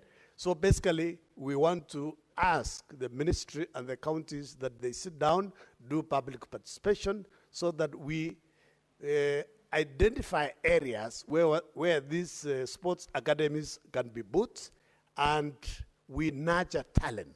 Let our youth make money. Honorable Speaker, even as they do this, we also want to send a warning, especially to those who are responsible for especially this particular reclassification of areas from hardship to non-hardship. They say moderate hardship and then severe hardship. Elgeyo Marakwet County has been affected severely by insecurity. There is a lot of drought. We have 3 regions. We have an hanging valley in Elgeyo Marakwet County where there are no roads. And how do these particular people expect that civil servants and teachers, even our nurses, will not benefit from hardship allowance because of, because I don't know how they arrived to say that Elgeyo Marakwet County does not deserve to be an hardship area or region. Was there any public participation? There was none. So basically, we want to give a warning that as leaders from regions that they want to remove from hardship, that we are watching you. You need to rethink what you've done and basically rescind your decisions, because we don't want our people to go back to the streets. The payslips are already suffering.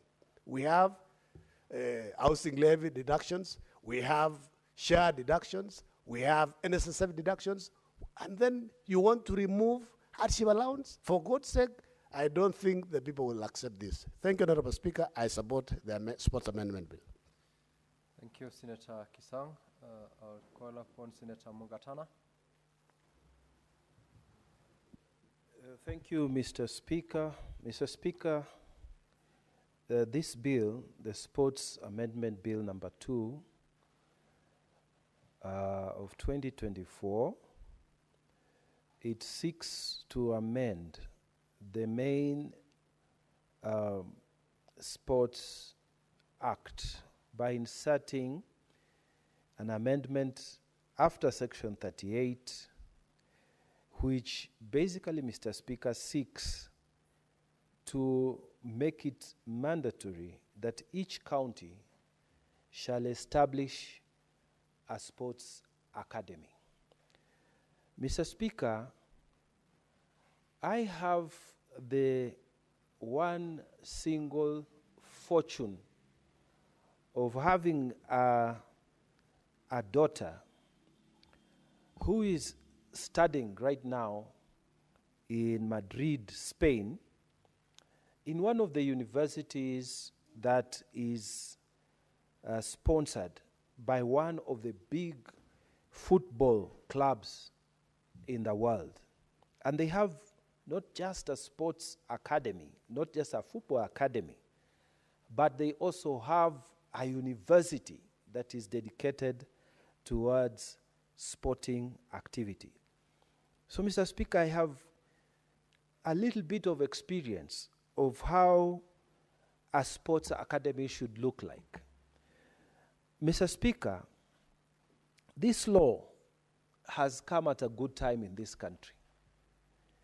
And Mr. Speaker, it has come at a good time in this country because many of our youths, Mr. Speaker, have not been supported in their talents. Those who have musical talents have gone on into the digital space and they have been able to make a living out of it. But Mr. Speaker, those with football talent, running talent, Mr. Speaker, it has been very difficult. Volleyball talent, swimming talent, it has been very difficult unless you come from a privileged family. It is impossible for you to make it.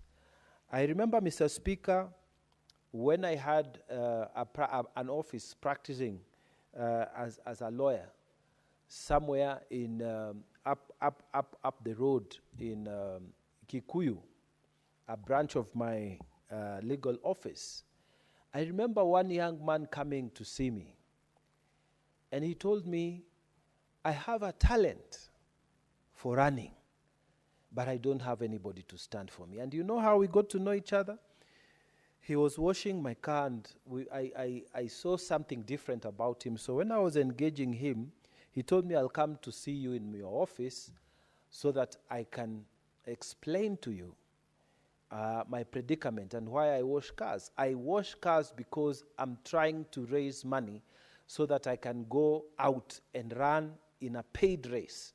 So as I'm washing these cars, I'm also trying to get good food for eating so that I'm able to eat the way it is required. I'm hardly able to pay my coach, and I ran away from the first person who sponsored me because it was exploitative.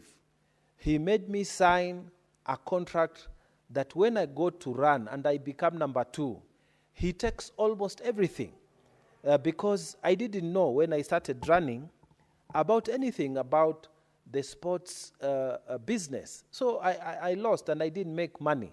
So I terminated that contract, and now I'm trying to freelance and looking for people to support. I did what I could with that young man. But Mr. Speaker, first of all, let us state that when this law becomes, when this bill becomes law, we are now going to have sports academies, not football academies. A lot of people in Kenya confuse sports with football or with athletics. No, it's not running and footballing alone. Sports academy means a place where all the talents and in various sporting activities will be congregating and training. And Mr. Speaker, this law will be saying that counties will have to establish at least one sports academy. And Mr. Speaker, the law inserts in the Sports Act the requirement that the counties must set up a county academy management committee for sports. And Mr. Speaker, for the first time, when this law takes effect, we will see, even in a place like Tana River County, a center where people with talent, people who can run, people who can swim, people who can play volleyball, people who can do archery, and other talents will be gathered at the cost of the county, so that the sports and the talents that are in that county, Mr. Speaker, are exploited. Mr. Speaker, the talents that exist amongst our youth are able to be developed. Mr. Speaker, I have just given an example of that young man who was, running, and he wanted a sponsor who would help him to be able to go outside the country and make a living. I tried to help him, but you see, Mr. Speaker, when help is not institutionalized, then it's a one-off, and it is not sustainable in that manner. Mr. Speaker, this bill provides an opportunity where people or young men and women who have talent are able to be given opportunities, Mr. Speaker, to grow their talent and make a living out of those talents. Mr. Speaker, I want to say that when these sports academies are being set up across the counties, as is proposed in this bill, it is not just the young people who are running, the young people who are talented in football, volleyball, netball, basketball, and so on, who will benefit. Mr. Speaker, the economy of sports is a very big economy, very big economy. Mr. Speaker, when you look at the provisions of this act, it says there will be, as an objective of the academy in the county, the need to collaborate with the academy in talent development within that county.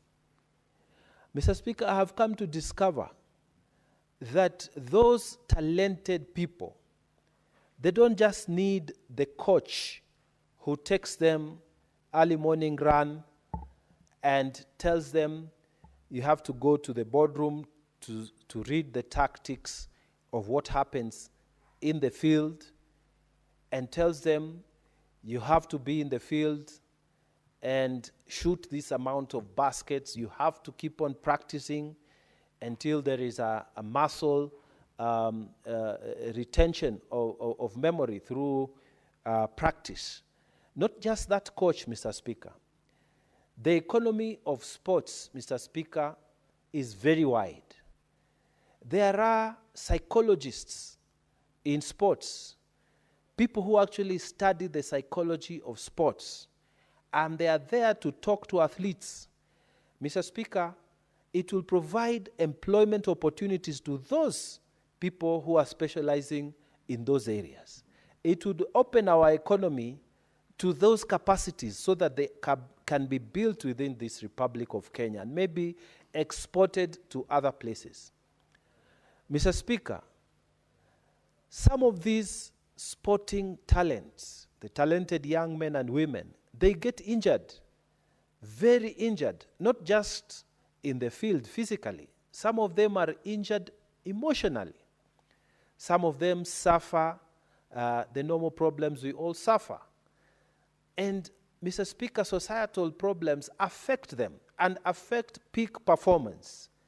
So when a sports psychologist is sitting with you and helps you to recover, you may have gone through grief, you may have lost a very important game that has made you feel so low, so you are nursing depression.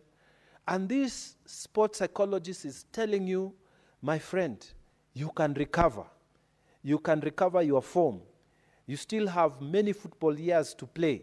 You still have many days in your basketball. You still have a lot of running days. They have all this technology, Mr. Speaker, that they use on these sports people, and they help them to perform to their peak. Mr. Speaker, sports psychologists will have opportunities in 47 counties, and they will be able to train these people. Even those who are not necessarily having any problems, there are those, Mr. Speaker, who for one reason or another, their performance has dipped. And this we experience everywhere, even in our academics. When we were growing up, sometimes things happen. For whatever reason, you are not able to hit your number 1 or number 2 or number 3 as is your usual. You sit with someone who talks to you, who understands you. And Mr. Speaker, what am I saying? I'm saying these academies in 47 counties will create a whole new capacity in the sports economy in this Republic of Kenya. Mr. Speaker, they are physiotherapists.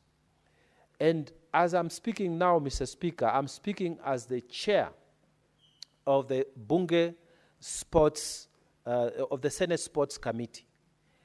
And Mr. Speaker, the Senate Sports Club, we have a lot of members here who participated in the games. And many of them, some of them, suffered injuries. In fact, I know of a friend, member of National Assembly, who has since December last year still has undergone at least 4 surgeries on his knee for purposes of recovering from the injury he suffered in football.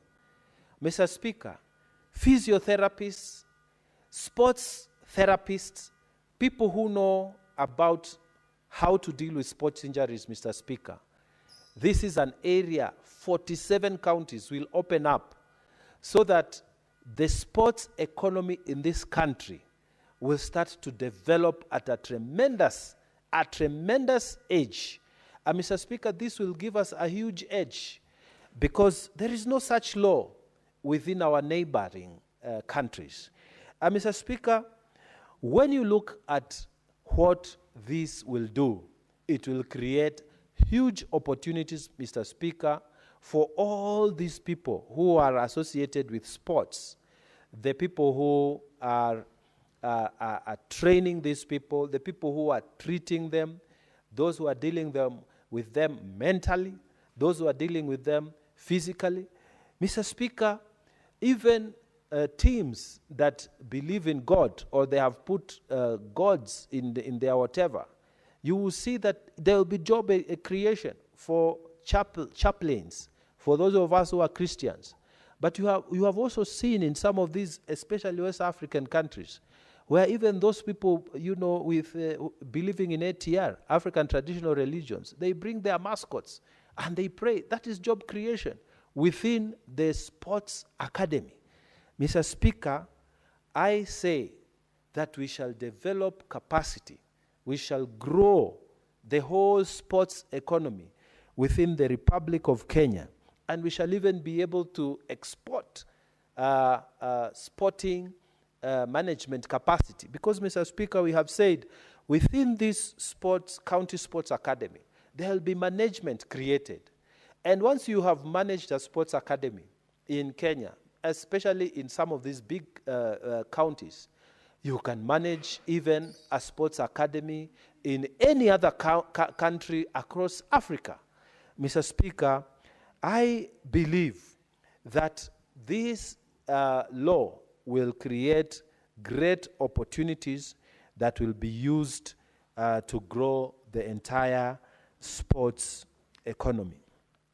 Mr. Speaker, one of the things this bill is also seeking to do is to involve the local community in county academies activities.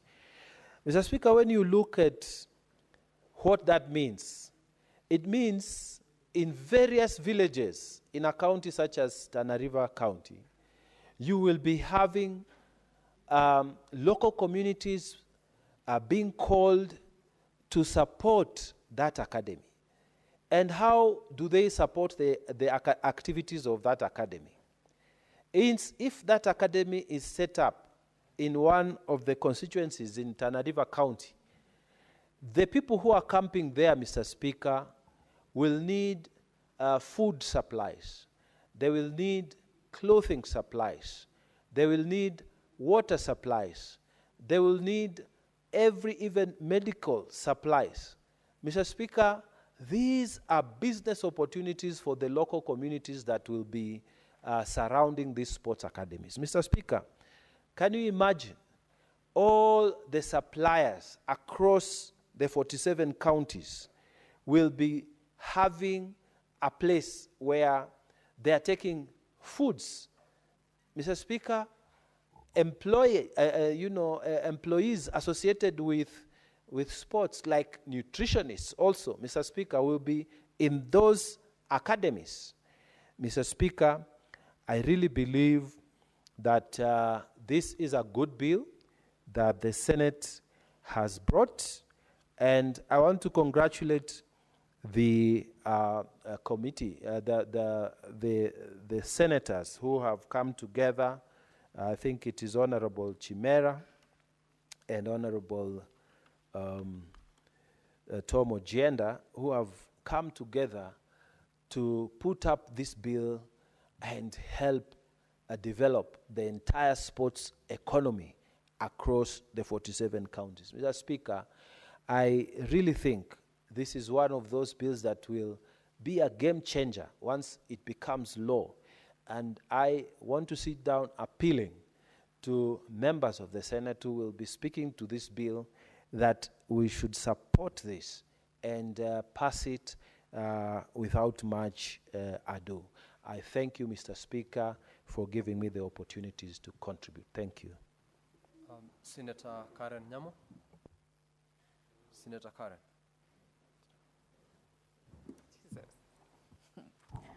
Thank you very much, Mr. Speaker. This bill proposes to create sports academies in all our devolved units, all our 47 counties. For a long time in the country, we have decried the quality of players and the quality of performance by our national teams. And so this is an opportunity for Kenya to scout sports talent from quite an early age and from the grassroots where sports is, Mr. Speaker.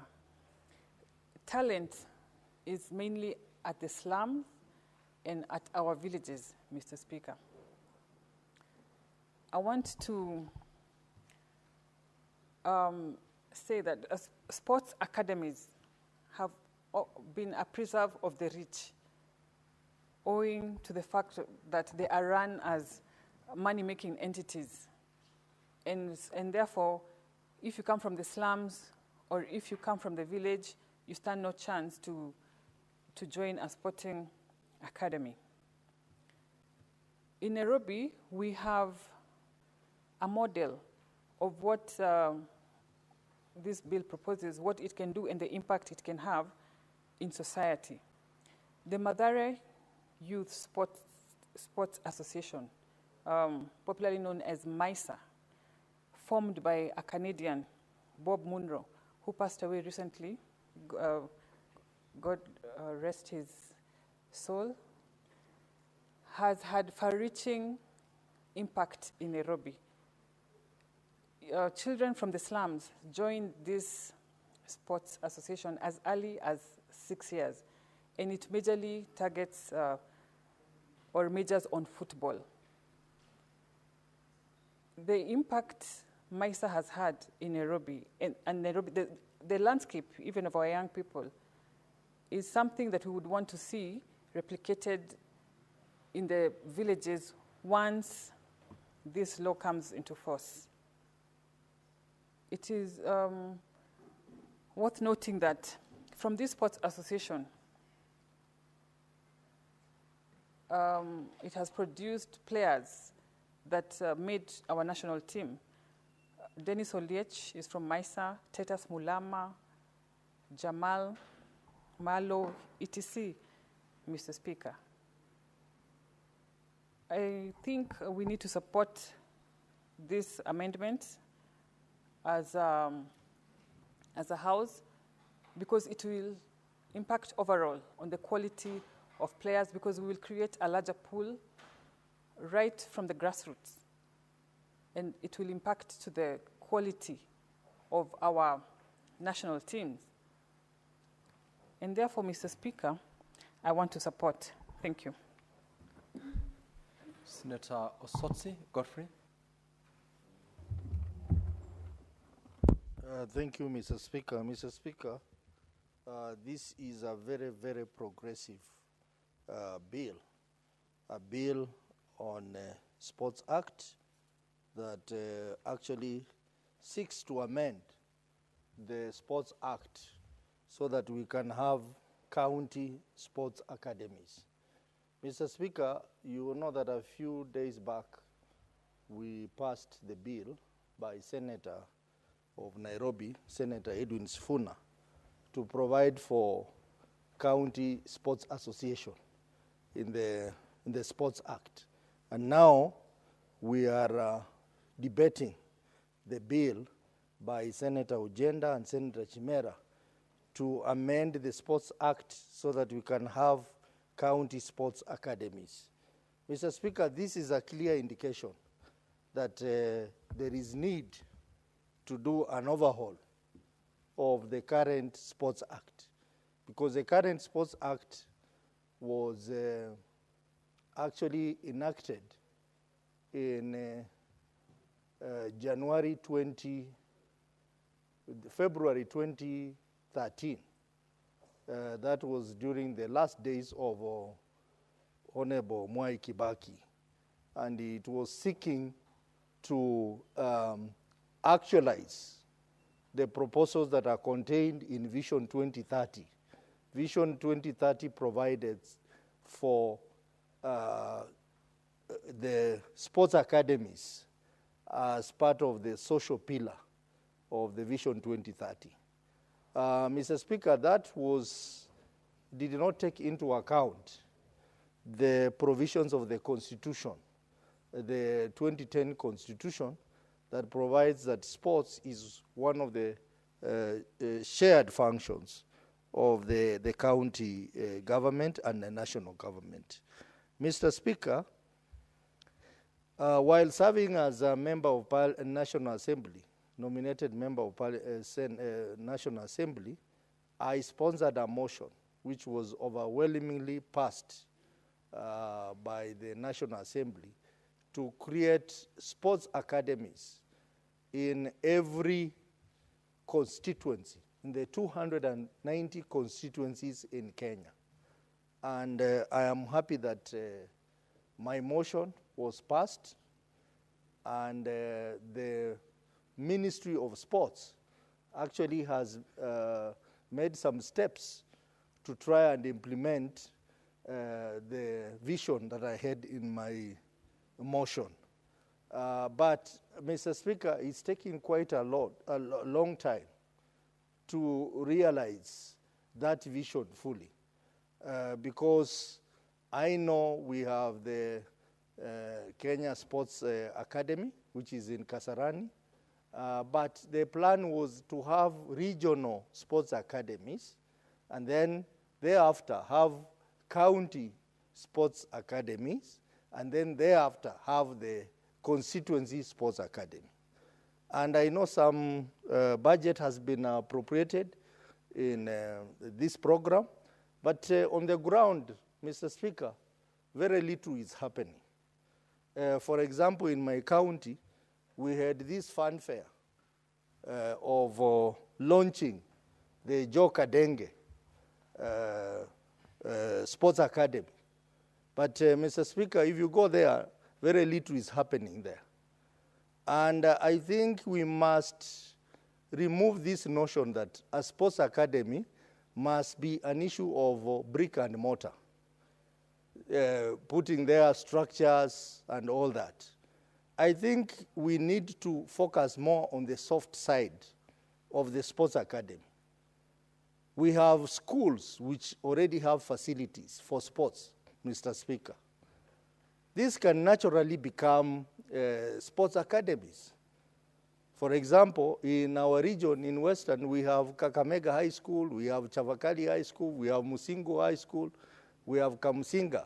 Schools that are known for excelling in sports.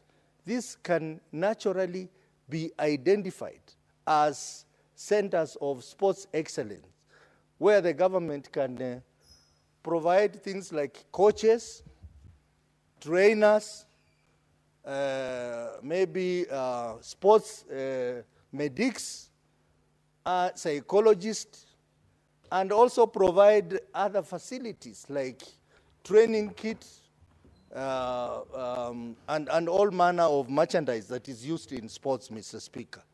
So this fixation with the idea that a sports academy has to be brick and mortar, where buildings have to be set up and all that, I think that is what is delaying us actualizing this good idea of having sports academy. We need to use the facilities which exist at the moment and only provide the softwares that are required in these facilities, and we will make progress. If you go to other countries that have excelled in sports academies, for example, the West Africa countries, Ghana, Nigeria, Ivory Coast, Cameroon, they do not necessarily have places where they call, now this is a sports academy. They are using the existing facilities. And when we talk about sports academy, Mr. Speaker, it should not just be about sports alone. We need to have some form of learning happening in these academies. And that naturally means that we just adapt the schools that are there to become sports academies and provide the necessary facilities, the necessary resources, and that would be the most convenient and the most speedy way of implementing the sports academy. Mr. Speaker, even as we talk about amending this Sports Act and having sports academy, we need to ask ourselves, how are these academies going to be funded, Mr. Speaker? Mr. Speaker, when I was contributing to the bill by Senator Sifuna, I said it was so unfortunate that the Uhuru government decided to delete the entire Section 12 of what used to be the original Sports Act that provided for the National Sports Fund and replace it with a regulation, Public Finance Management Regulation 2018, through legal notice number 194. It was so unfortunate. And that happened because the government then realized that that sports fund had attracted a lot of money from taxes and from levies arising from betting, lotteries, and all that. So they decided, they salvated for that money, and they decided to come up with an amendment to delete the entire Section 12 that called for the creation of the National Sports Fund and create another animal called Sports Art and Social Development Fund through a regulation, Public Finance Management Regulation 2018.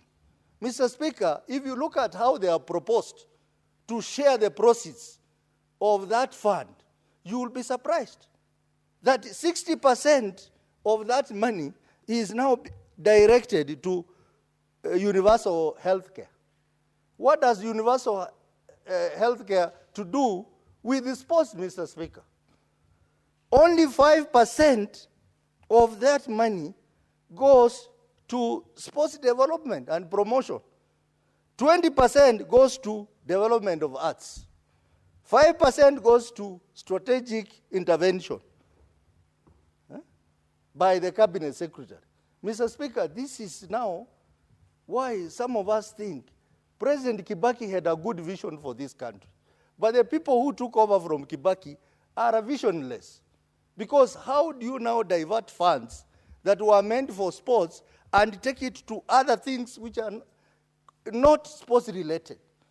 And now, I think one of the things we need to do, even as we seek to amend the Sports Act, is for the Delegated Legislation Committee to pick this regulation, Public Finance Management Regulation 2018, and annul it, because it is not serving the purpose. It is against the youth of this country. It is against the development of sport. We cannot be appropriating 60% of this money to go to universal health care, while at the same time we are going for people's payslip to tax them on SHA and SHIF. This is the time, now that we are taxing people on SHA, we need to annul this and take this 60% of this money to sports, back to sports.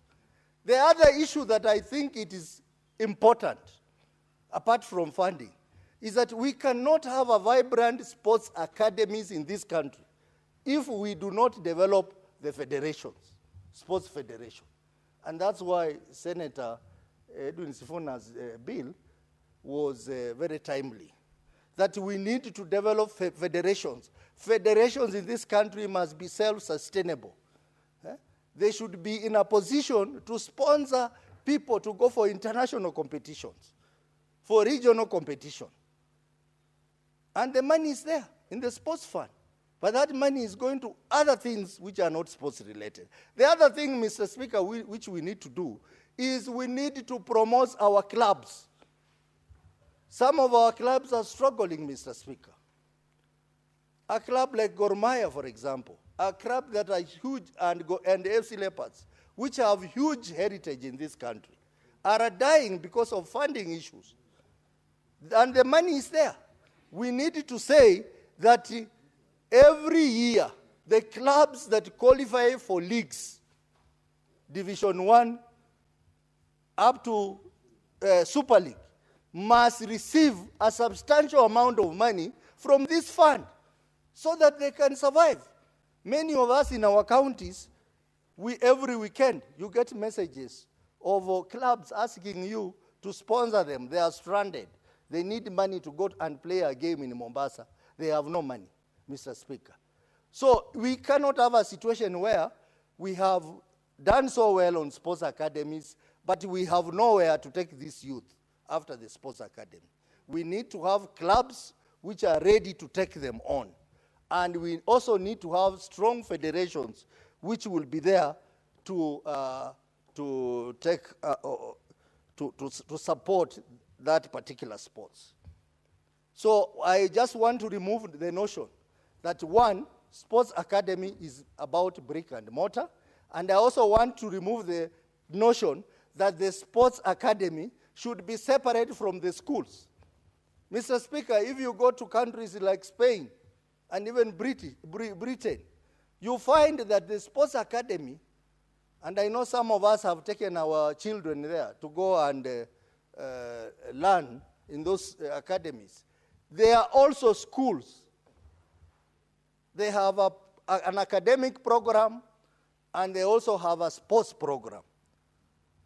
So naturally, what I'm trying to say, Mr. Speaker, is that our decision makers must think well and look at the schools that we have in each county, identify those schools to be centers of sports excellence, and provide them with all the facilities they need so that to become great sports institution.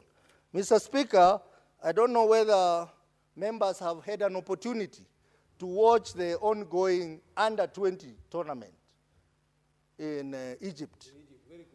You look at the quality of play. And today in Nigeria, Kenya is playing against Nigeria. I ask you to watch that game, Mr. Speaker. You will be surprised that the quality of talent we have in Africa is immense, Mr. Speaker.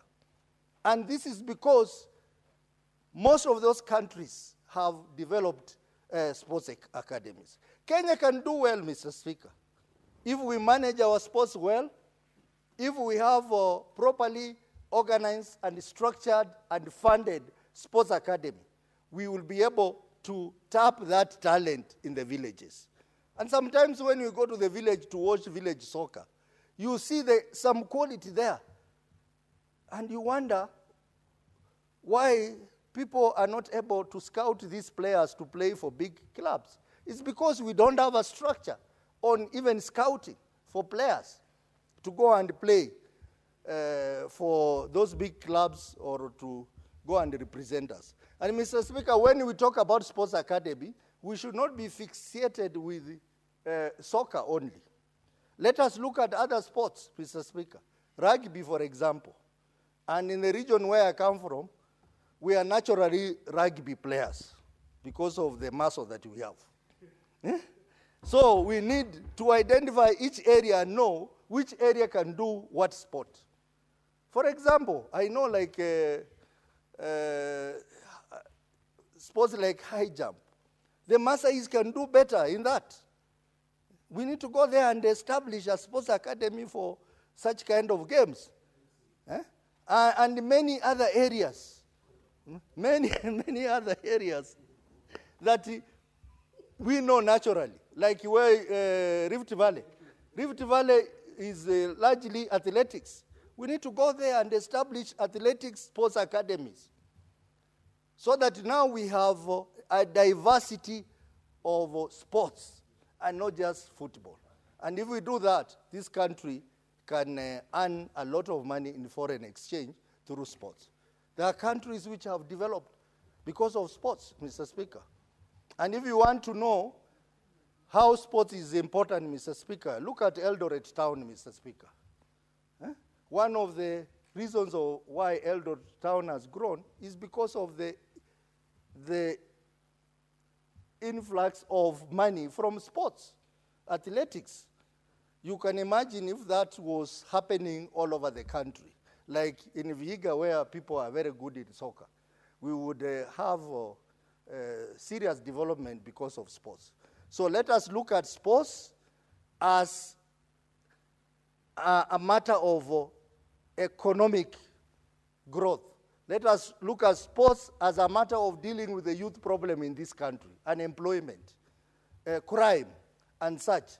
And if we do organize ourselves well, Mr. Speaker, we will be able to become a sports giant, not just in Africa, but in the world. Mr. Speaker, I want to propose that even as I support this bill, I want to call for an overhaul of the entire Sports Act to align it to the Constitution and it also to align it to the realities of our time and also to provide a proper financial model on how sports are going to be funded. And then also, we annul those regulations which were designed just to support the Big Four without looking at the initial vision that President Kibaki's government had to support the sports and implement the Vision 2030. Mr. Speaker, with those views and remarks, I want to support and ask the other members to also support this very progressive bill. Thank you, Mr. Speaker. Thank you, Senator Osotsi. Senator Maureen Mutinda.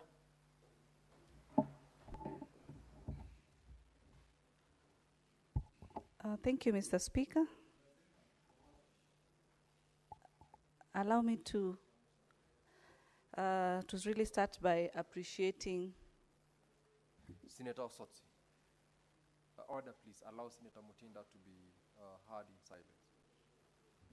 My former chair, and the way I was so keen listening to the party leader. Mr. Speaker, I wanted to start by really appreciating Senator Ojenda and Senator Chimera for coming up with this bill. It's a very important bill, Mr. Speaker.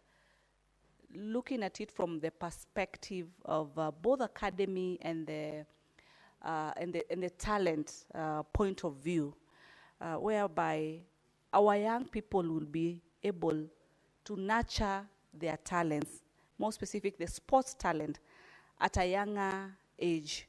Mr. Speaker, last time when we were looking at Senator Sifuna's bill, the sports bill, as far as the issue of funding is concerned, I gave an example of the Mutei Grannies Football Club. This is a club of football of women aged between 52 years and 75 years who've been playing at this age, and they were able to win. They were able also to go to South Africa, and emotionally they really were so excited. And you ask yourself, Mr. Speaker, if they had an opportunity to start, one, at a very young age, and two, to be able to get an institution, an academy, that they can be able to nurture their sports skills at an early age, Mr. Speaker, then we would have really impacted our young people very much. Mr. Speaker, you know, sports have been looked at as if it's the male-dominated field. But the same sports also, the girl child is in a position to be able to play different sports. And I would also want to encourage, through this bill, that young girls also to come out when these academies are in place to be able to get the adequate training, adequate skills, to be able to nurture their talents, because also girls are coming up very well nowadays. I'm the patron of Kayole Starlets, Mr. Speaker, and I'm very proud. Last 3 weeks ago, when I met them with the FKF president, Mr. Mohammed, and we were able to support them. FKF was also able to support them, both financially and also with the kids. I mean, I look at these young girls, you know, the energy that they have. They've decided to, apart from their school work, their academy work, to engage in the football sports, you know, and they're at the premier level. And they started early. So if we have a bigger number of these young girls at an early age, they definitely will be taking our younger generation to greater heights, Mr. Speaker. Mr. Speaker, I've looked at the bill. Clause 381 talks about a person shall be qualified for an appointment as a manager of a county academy if that person has a degree from a university recognized in Kenya. You know, Mr. Speaker, this is where mostly I differ, or my eyebrows get raised, because when we keep on saying just a degree that is recognized, it's one thing to recognize a degree. It's another to have the skills and the knowledge pertaining a specific industry or sector. So it will be good. I wish the members would be here, but because they'll have access to the Hansard, then it should not just be a recognized degree, but it should be a degree, either a management degree, because you're talking about a manager. You know, if you have a theology degree, then how does that relate to sports and the management skill that is needed? So it will be good to specify, because I've seen in a previous clause, 38C, 2A, a chairperson should hold a degree from a recognized in Kenya and is knowledgeable in sports, finance, commerce, law, you know, appointed by the governor. This one specifies. So if this specification is already in place, then even in clause 3811A, that specialization should be brought out. And I think that's why when we are doing our degree level, definitely there's what you call specialization. You have to do a specialization. There's a reason why we do specialization. So that should be very important, Mr. Speaker. No, sports should not be just about football. Because when you talk about sports, mostly what comes to most people's mind is football is sort of the main sport. There are so many other different sports.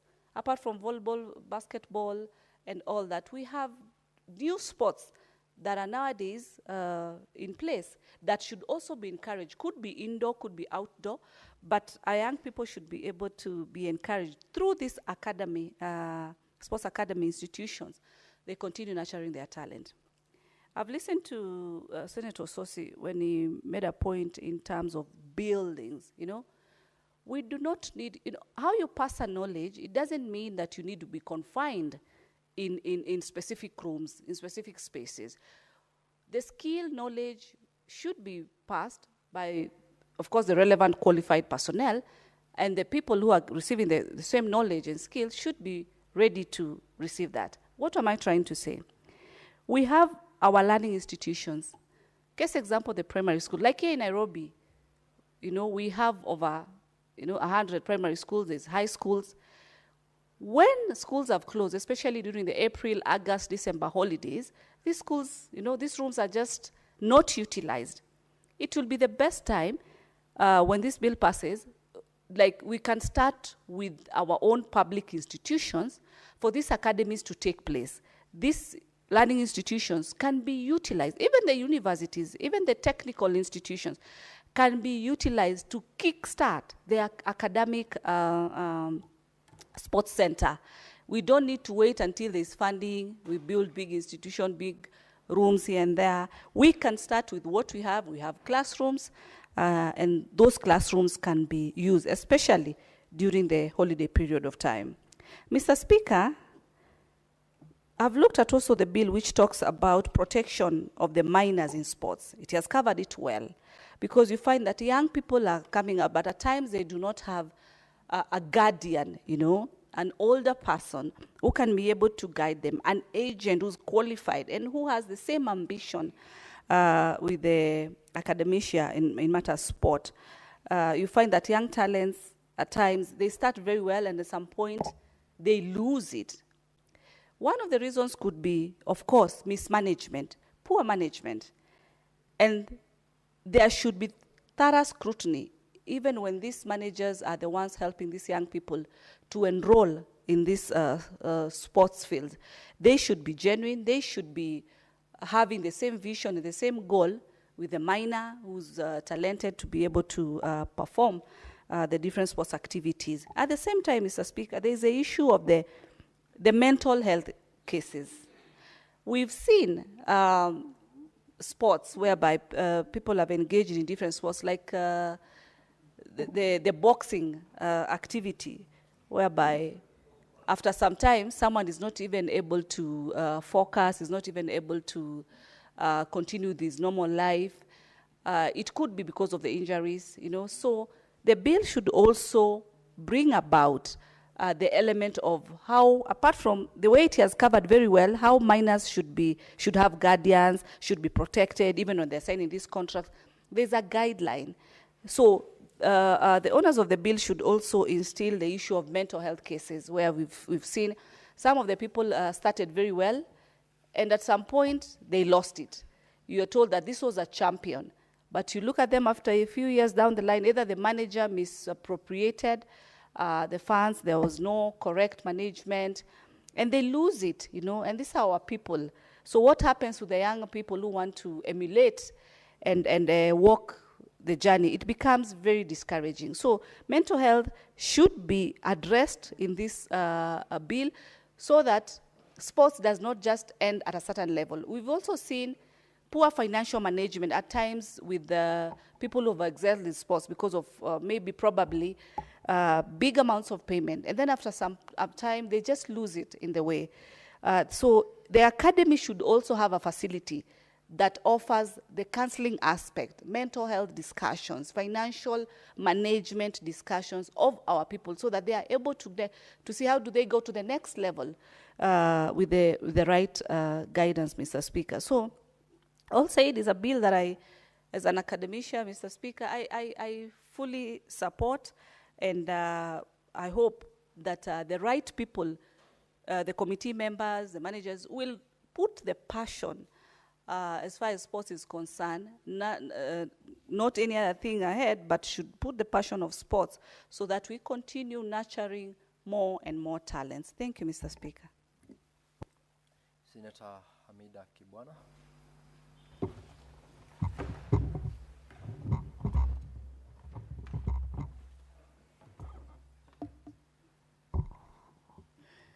Thank you, Mr. Speaker. Mr. Speaker, just looking at, first I would really, I want to appreciate my two colleagues, Senator Ojenda and Senator Chimera, for this bill. It is a good one, and looking at the bill, the overview, is to amend the Act, Cap 223, by establishing County Sports Academy and providing legal protections for minors in sports.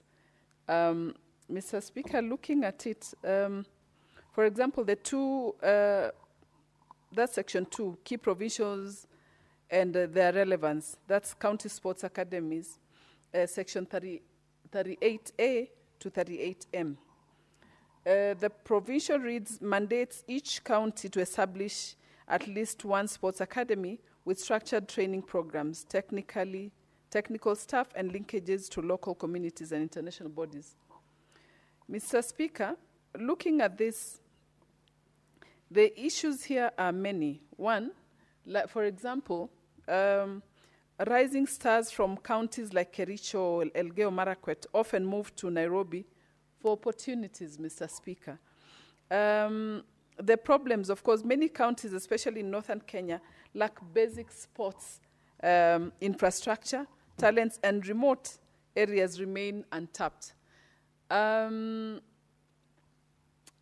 It's really unfortunate looking at how these young people struggle, moving from one county to another, just searching for such, and looking at the rising stars. Senator Tabitha just mentioned about the old women footballers, and you can imagine their talents. I mean, so I'm asking myself, were those talents nurtured early enough, or it came, with an old age?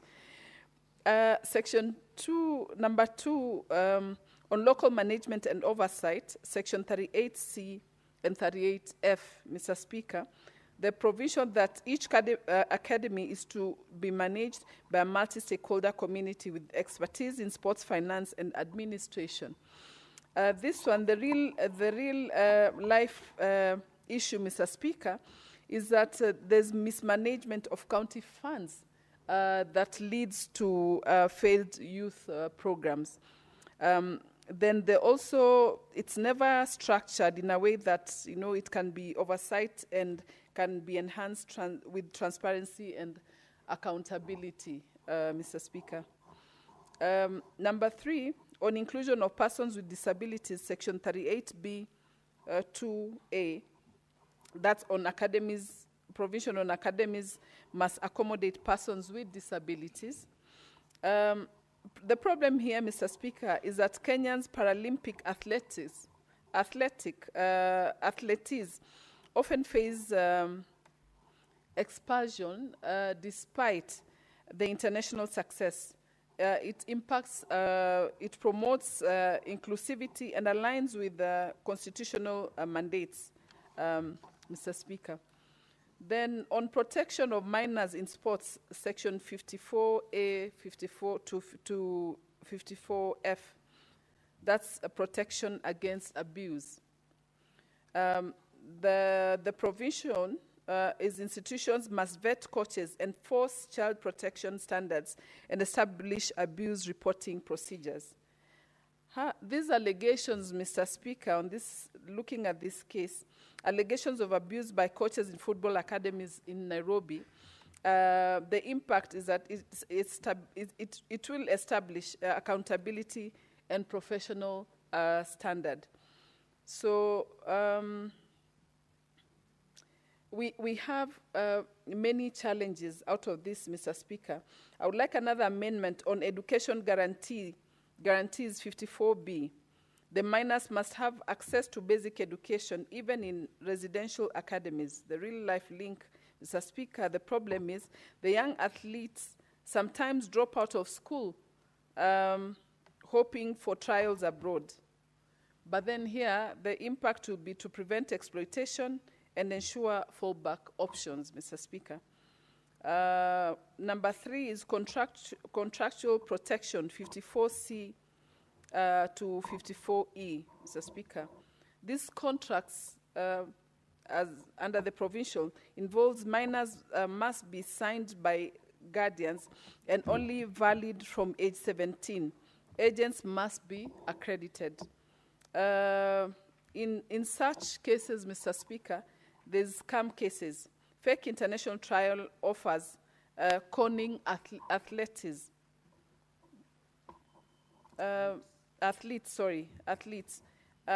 This aligns with international best practice, Mr. Speaker, the impact of it. Number 4, Section 4 on Constitution and County Linkage, Mr. Speaker. It confirms that sports and culture activities are county functions under the 4th schedule. This example, Mr. Speaker, many counties lack harmonization with national policies, and the bill provides a national structure. Now, there are many challenges that face such issues, Mr. Speaker. So, on implementation of the potential challenges for funding gaps, capacity issues, and oversight risks. The one, on funding gaps, the counties may lack resources, Mr. Speaker. On capacity issues, there's scarcity of skilled personnel. And oversight risks, the possibilities of nepotism or mismanagement, Mr. Speaker.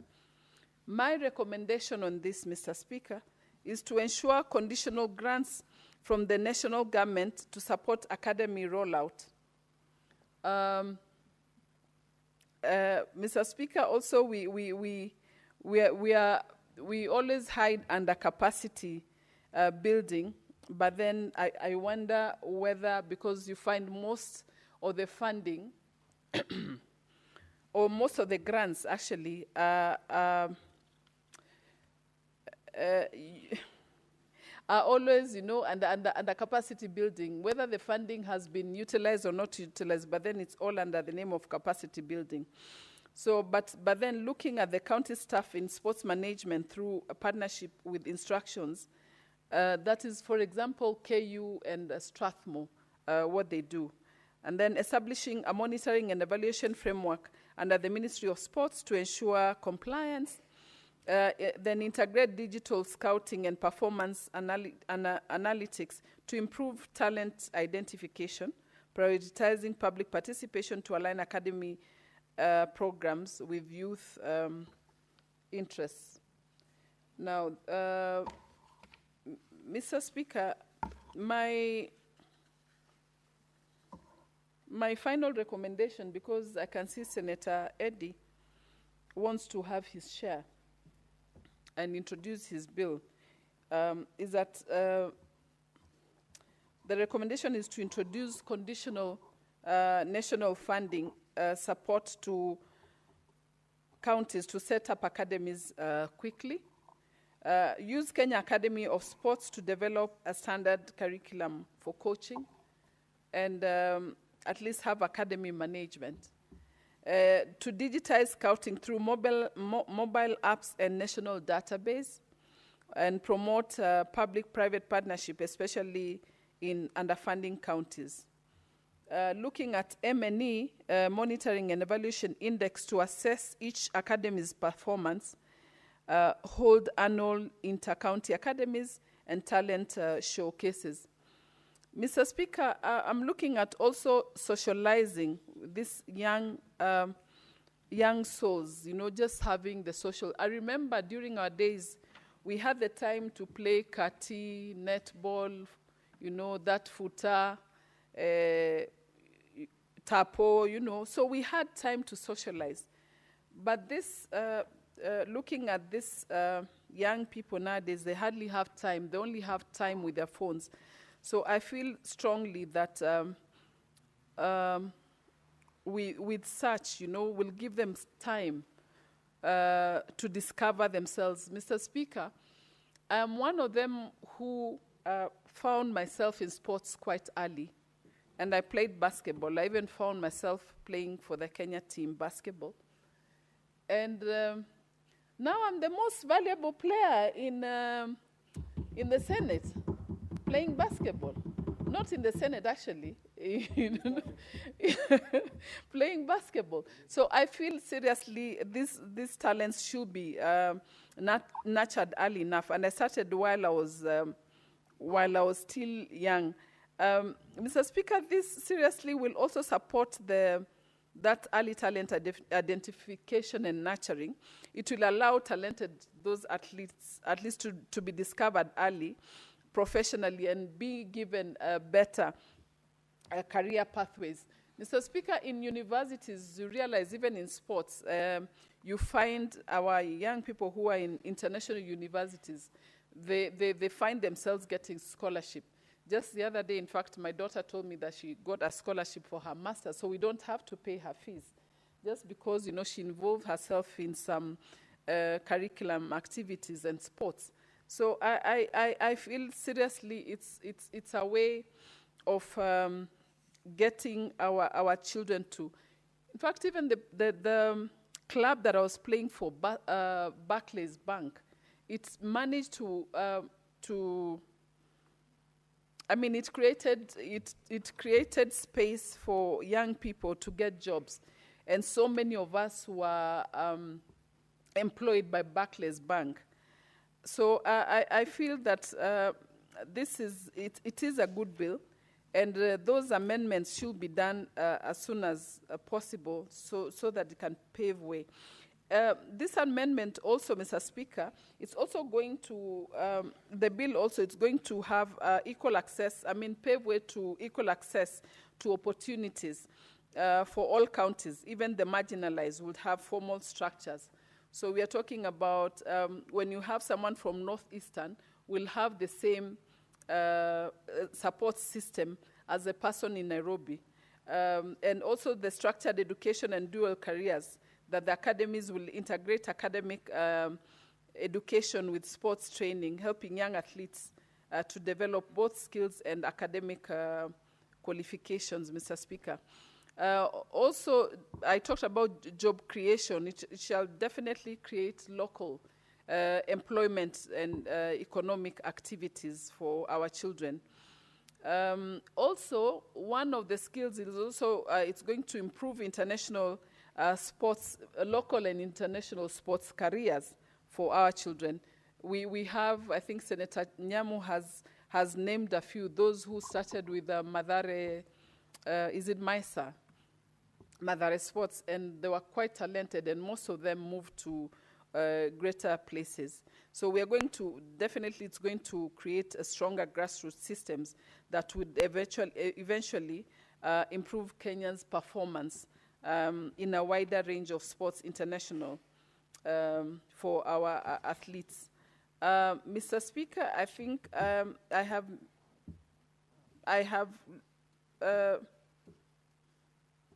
have done enough justice to this one, but then I really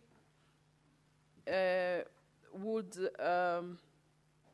request or maybe urge my colleagues to, I hope they were here to hear such our amendments and to take them into considerations so that at least it will nurture our young people. Mr. Speaker, I support the bill. Thank you. Senator Hamid, they will definitely get a copy of the Hansard, and what I would urge you to do is to interest them so that they do so and introduce the amendments. But in the event they don't, you can as well introduce them as a member. Remember, you still have an opportunity at the Committee of the Whole. Senator Eddy.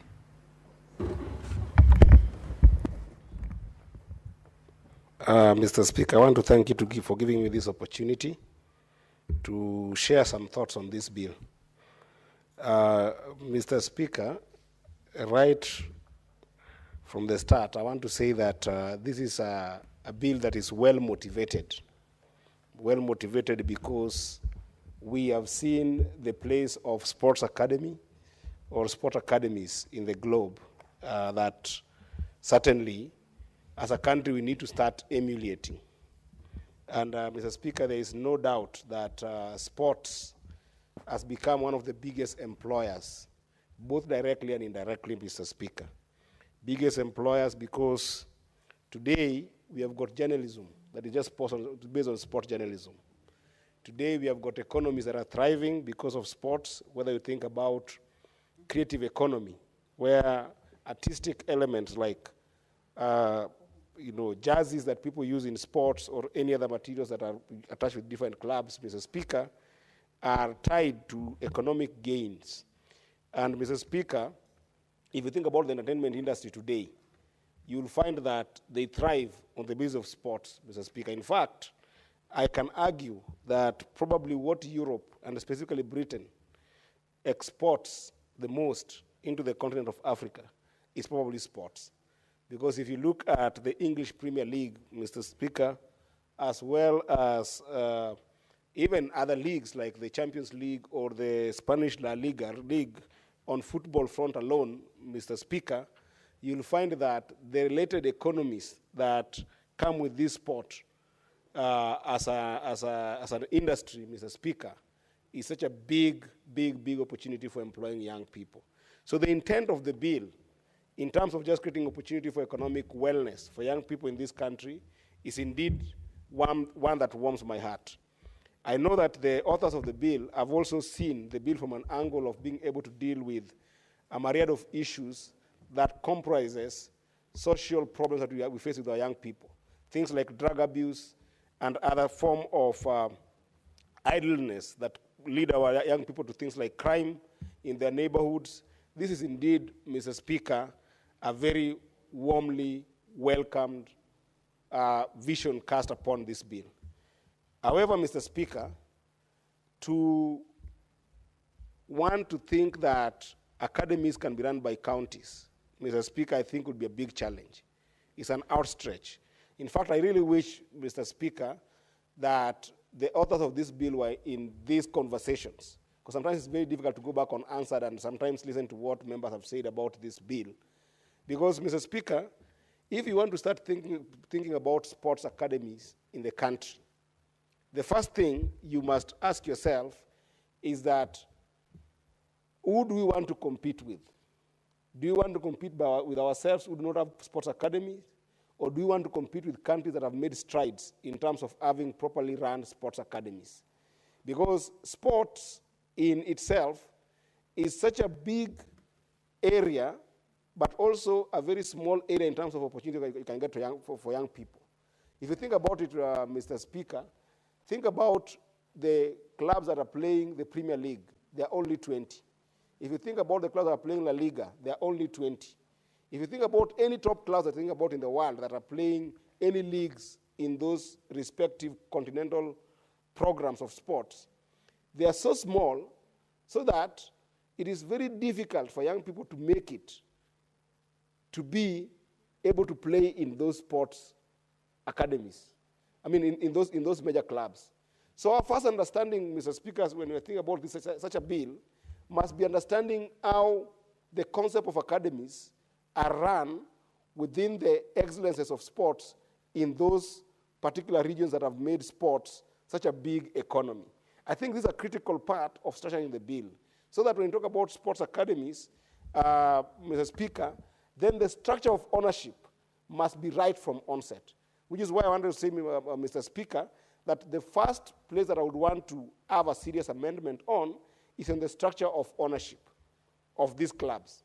Because what is proposed here, Mr. Speaker, is that counties will seek to establish these sports academies, and then after establishing the sports academies, then if you look at Section 36C, then it establishes something called the committee, which is run by regulation from the national government, and the appointments made by the respective counties' sport committees that then are then to run these clubs. Now, Mr. Speaker, this is like building a house, starting from the wall, going up, instead of starting from the foundation. The foundation of successful academies in Europe that I think that the authors of this bill are admiring, because they are seeing that the academies are doing very well in Europe, and sometimes even in the US, in other sports, and maybe other countries that have ventured into sports. Mr. Speaker, the sporting programs and sporting schemes and youth programs that are structured within what is called academies are actually attached to successful professional clubs in these different countries. So that the first element of a great sporting academy is a successful club. And that means that, Mr. Speaker, the stop gap that we must start with, and the stoppage that we must start with, Mr. Speaker, is to make sure that our clubs, for whichever sport we have, are being run properly. And Mr. Speaker, you and I know that the clubs that we have in the country, whether it's for soccer or for netball for women or for volleyball where Senator Amida thrives, those clubs cannot be run by counties. Those clubs must be run in a semi-autonomous way that appreciates the doctrines of corporate structure that allows them to thrive as academies. Which is why I wish that the authors of this particular bill could sit down with Senator Sifuna, who had authored a bill also which we discussed, I think, about a few weeks ago, that sought to make sure that counties can seclude about 1% of their budget and then invest it into a sports fund that enables the elements of clubs to thrive in our communities. Because that way, you allow for an ownership structure that makes the clubs in our communities very well run, well registered, and think about management that can make them be competitive at a global stage.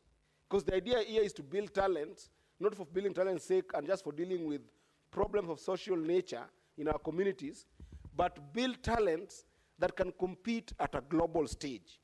Mr. Speaker, how does this look like in Europe? This is not just the idea of having the knowledge of the game that then you want the county to invest in terms of building an academy. It's about being able to have the technical know-how of being able to make a corporate or, if I may, a commercial case for that game to be able to thrive both at our national stage and internationally. For instance, Mr. Speaker, think about it. If you want to give counties the burden of thinking through the schedule of classes for an academic curriculum, you start facing a big problem in terms of even just scheduling those classes, where a young person who needs to go through a sporting academy might also be required to go through a formal schooling system. That will be a problem if the ownership structure is within counties. Think about management bookings, Mr. Speaker. When people in community organizations are playing in the different leagues that we have within our borders and without our borders, the idea of just even settling up on those bookings cannot be done by counties. If you think about just tracking attendance of students within an academy and balancing it out, cannot be done by county committees. Now, Mr. Speaker, Senator Ososia talked about the idea of financing. How do you ensure that you have got a sustainable financing platform for which you run these academies? You can't have a sustainable financing platform if you're going to depend on county government to dig deep into the small amount of money that we send them to fully finance this curriculum. So what you're going to have to face immediately in ownership structure, Mr. Speaker, is that you will have to start expecting that students do some form of payments to these academies. That form of payment, Mr. Speaker, is a progress that counties will find themselves battling, because a county is a political structure, that the payment that you will start requiring for students to pay for this will become a problem. You've seen it even in programs such as even feeding programs in Nairobi, where the portion that students need to pay start becoming a problem. So when it is owned in a private setting, but then enabled by county, by facilitating proper running of clubs, Mr. Speaker, then you'll have some form of subsidies that then go into these private academies that are thriving in counties because their clubs are being run properly.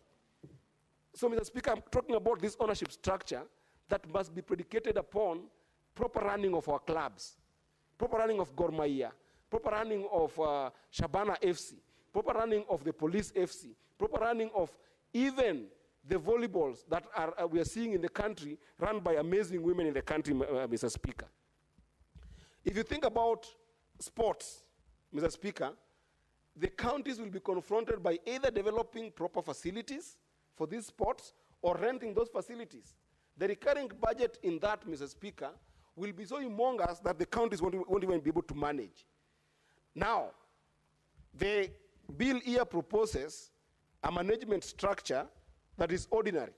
Basically, get somebody with degree that then can be able to run and manage this club just like you are running any other county entity that is established under PFM Act, Section 184. Mr. Speaker, if you do that, how can you guarantee quality and valuable time for the athletes that you want to invest in to compete at a global stage? It will be very difficult.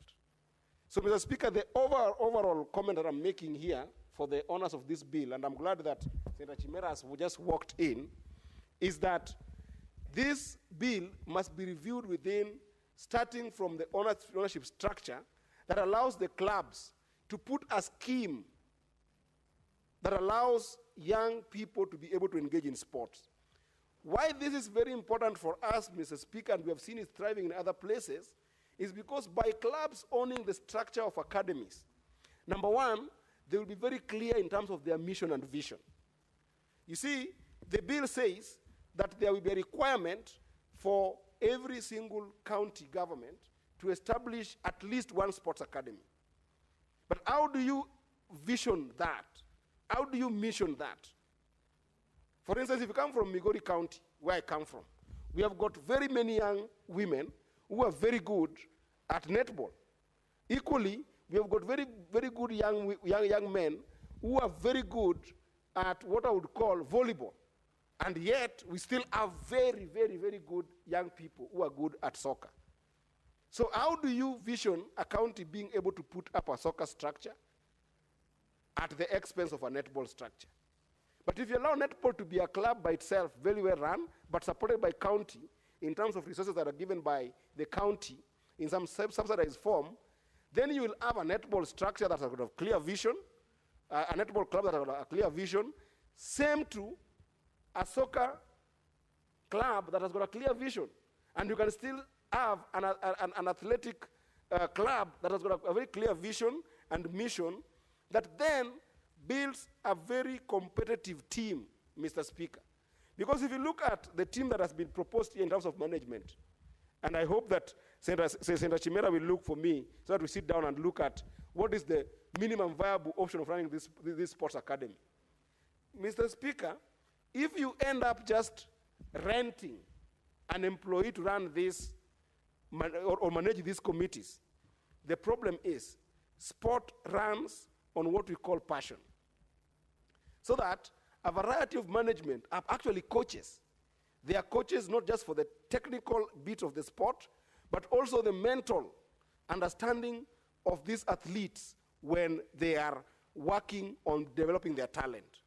So the technical aspect that is required in sporting might not necessarily be the degree that is prescribed here, might not be necessarily the qualification that is prescribed here, but it is the connection, the technical connection, the passion, the valuable time that somebody has spent in sport that allows them be able to connect at the same level with these athletes.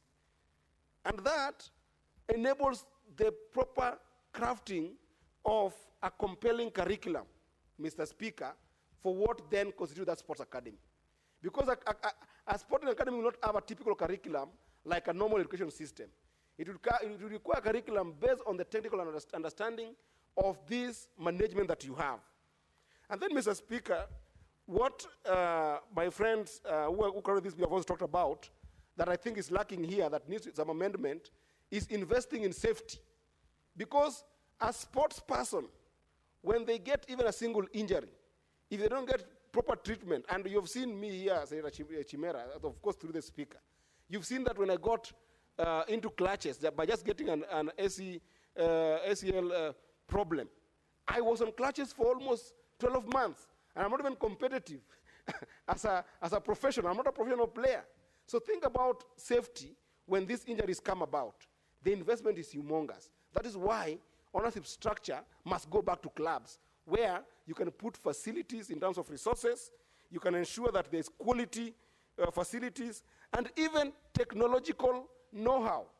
Today, if you go and look at how Arsenal plays, or Manchester plays, or any other team plays, they even have things that monitor their heart rates, their performance on the field, the way they can dash, their endurance in the field. These all are technologies that can make you be possibly even start making waves in the sporting area. And Mr. Speaker, With that, then you are investing on overall health and wellness of an athlete that can make you be competitive in terms of fostering a more collaborative and community that athletes feel respected about and have values. In fact, when athletes don't feel respected in a space where sometimes this county structure might put them in or feel valued, their morale is always down and they can't compete at a global stage. So think about it from that ownership structure, the authors. We can work on some amendment that allows us to think about that ownership structure.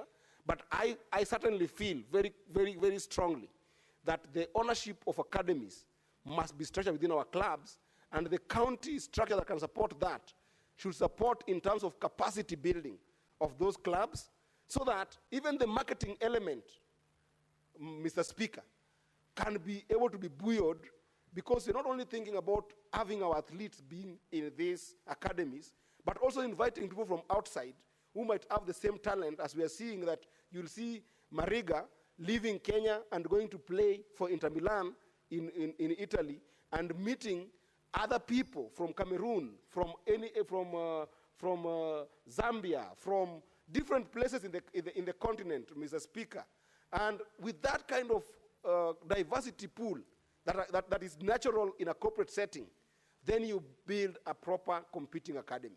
Then you can be able to market these academies and compete at a global stage. Otherwise, Mr. Speaker, I think this is a brilliant idea, it's a brilliant intention, it's a brilliant motivation, but must be informed by the science of sport, by those countries that have made strides within the domain of sports in general, and for me, soccer in particular. I think, yes, I support, but with overly well-drafted amendments that can be able to augment the ownership structure. I thank you, Mr. Speaker. Thank you, Senator Eddy. Now, Honorable Senators, Senator Gloria, you're putting in a request. I do not want to take it to mean that you want to speak to this bill.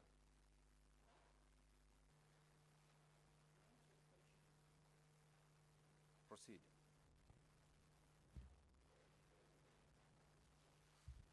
Thank you, Mr. Speaker. I rise to support this bill, Mr. Speaker. Mr. Speaker, I know that many people imagine that we don't know much about sports. But, Mr. Speaker, we are mothers of sons who are actually sportsmen, who play football, who are interested in understanding how they can even join the national, teams that are there, Mr. Speaker. So when I read about this bill and I looked at what is happening currently, Mr. Speaker, I realized that now more than ever, even as women, we have to come on board and support some of the things that have been listed in this bill.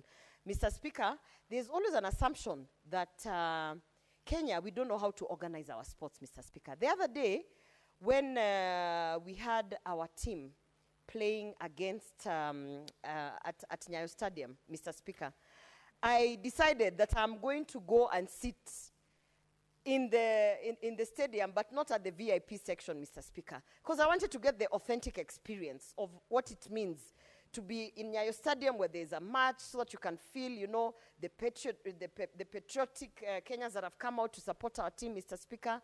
And you could hear them saying, oh, I know so-and-so from the team. I know this player. We were in school with this player and that player. Oh, and Mr. Speaker, one thing I appreciated in terms of our sports in this country, if there is a unifying factor in this country, Mr. Speaker, it is sports.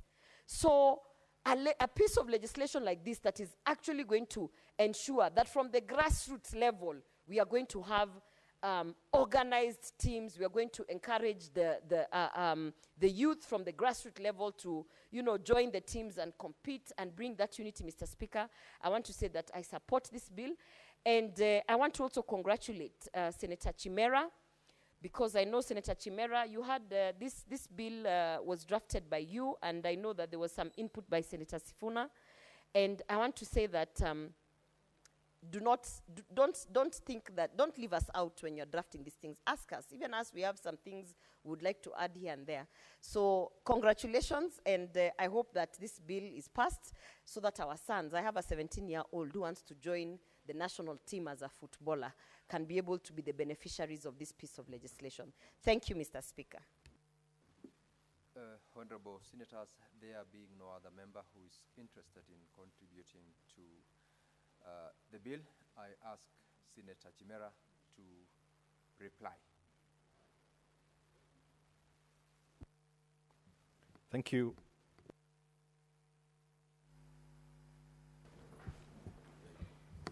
Thank you, Honorable Speaker. Mr. Speaker, I wish to reply.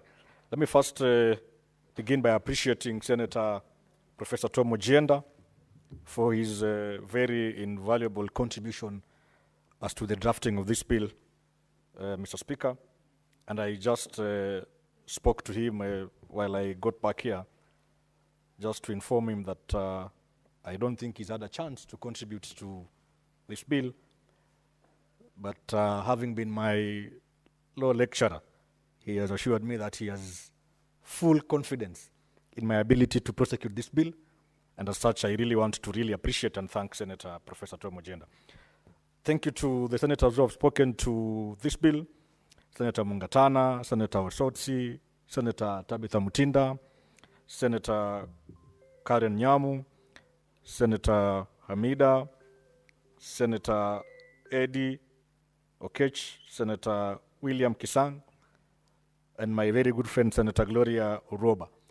I actually didn't imagine Senator Oroba would be interested in matters of sports until she confirmed to us that, and I know the son, of course, having met him, I think it was in Addis Ababa, the young man looks very sporty. And I'm happy to say that he has a mother that has an interest in matters of sports. And I want to tell you, Senator Oroba, it's just not only a question of unifying the young men of this country, because I know you are very passionate about women, and the women agenda is close to your heart. This particular bill, by dint of its operation, when it becomes law, will equally unify very, very many women who is your greatest constituency. And I would wish to urge you to join us in making sure that this bill sees the light of the day. Mr. Speaker, let me also congratulate and speak much about the bill as proposed by Senator Edwin Sifuna. Because the said bill by Sifuna, Mr. Speaker, speaks to Section 38M of this bill as to the funding of the county academies, Mr. Speaker.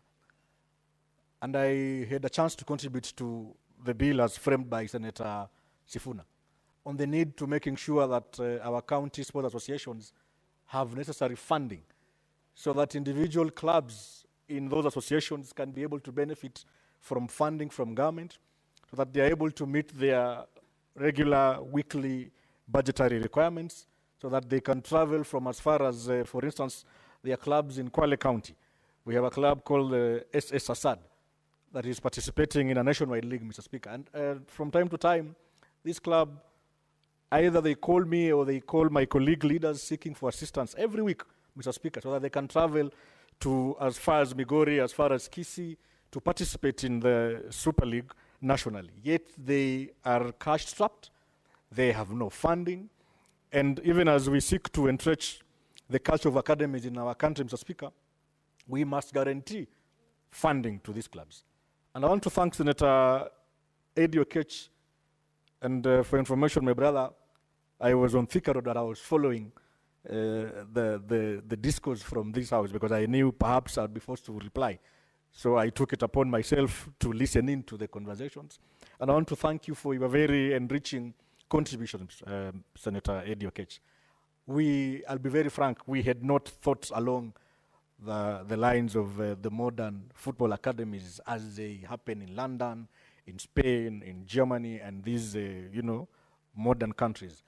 We actually thought of just drafting a law that would secure the place of an academy in our local areas so that we have a chance and a platform within which the young, sport-talented men and women of this country can have a place to go and showcase their talent, a place that is readily available, a place that has facilities, has the necessary technical expertise in form of coaches, and much more important, Mr. Speaker, a place that has a chance for scouts to come and scout for football talent, for sports talent. The idea, Senator Eddie, is just guaranteeing a place whereby Instead of waiting for what is known as the Senator Alan Chesang Super Cup, for instance, or Senator Mungatana Super Cup, for instance, where, in my view, is just a way of politicizing sports instead of speaking to the real talent and opportunities in sports and in the sporting world. But I thank you, Senator Eddy, that you have construed this bill to be speaking about running a football academy that is a club. We had not seen through that particular line of thought, and I want to assure you, we must start from somewhere, and that somewhere is by the very nature of this bill. And I thank you because I have seen a very good line of amendments to pursue, but in the interest of time, Senator Eddy, and allow me, we proceed as it is, and then I know because laws are not made in finality. You will have a chance, an opportunity to probably push forth through this amendment, but we want to seek to achieve in the meantime. And perhaps for information, you've seen government through the sports ministry, led by my able Governor Emeritus, the Honorable Salim Galamvuria. They have gone ahead and they are already launching sports academies countrywide.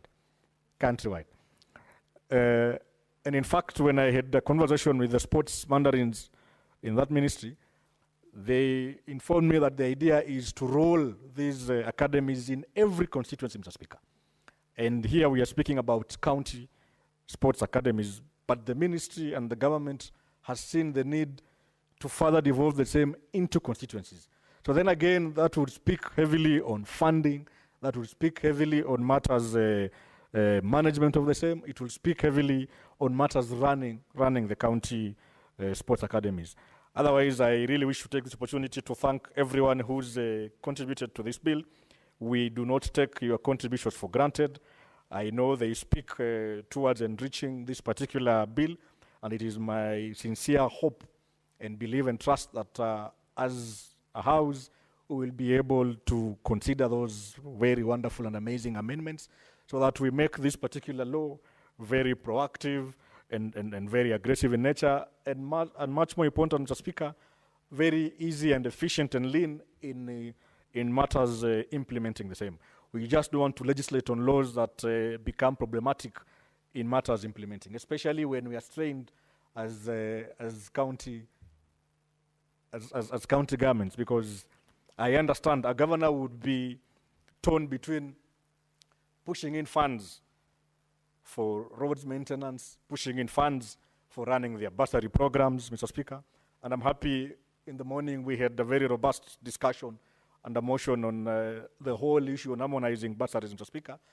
And maybe perhaps I would want to take this chance to remind those of us who are in leadership and running such programs that, number one, the Senate is not opposed to you running scholarship opportunities and bursary programs.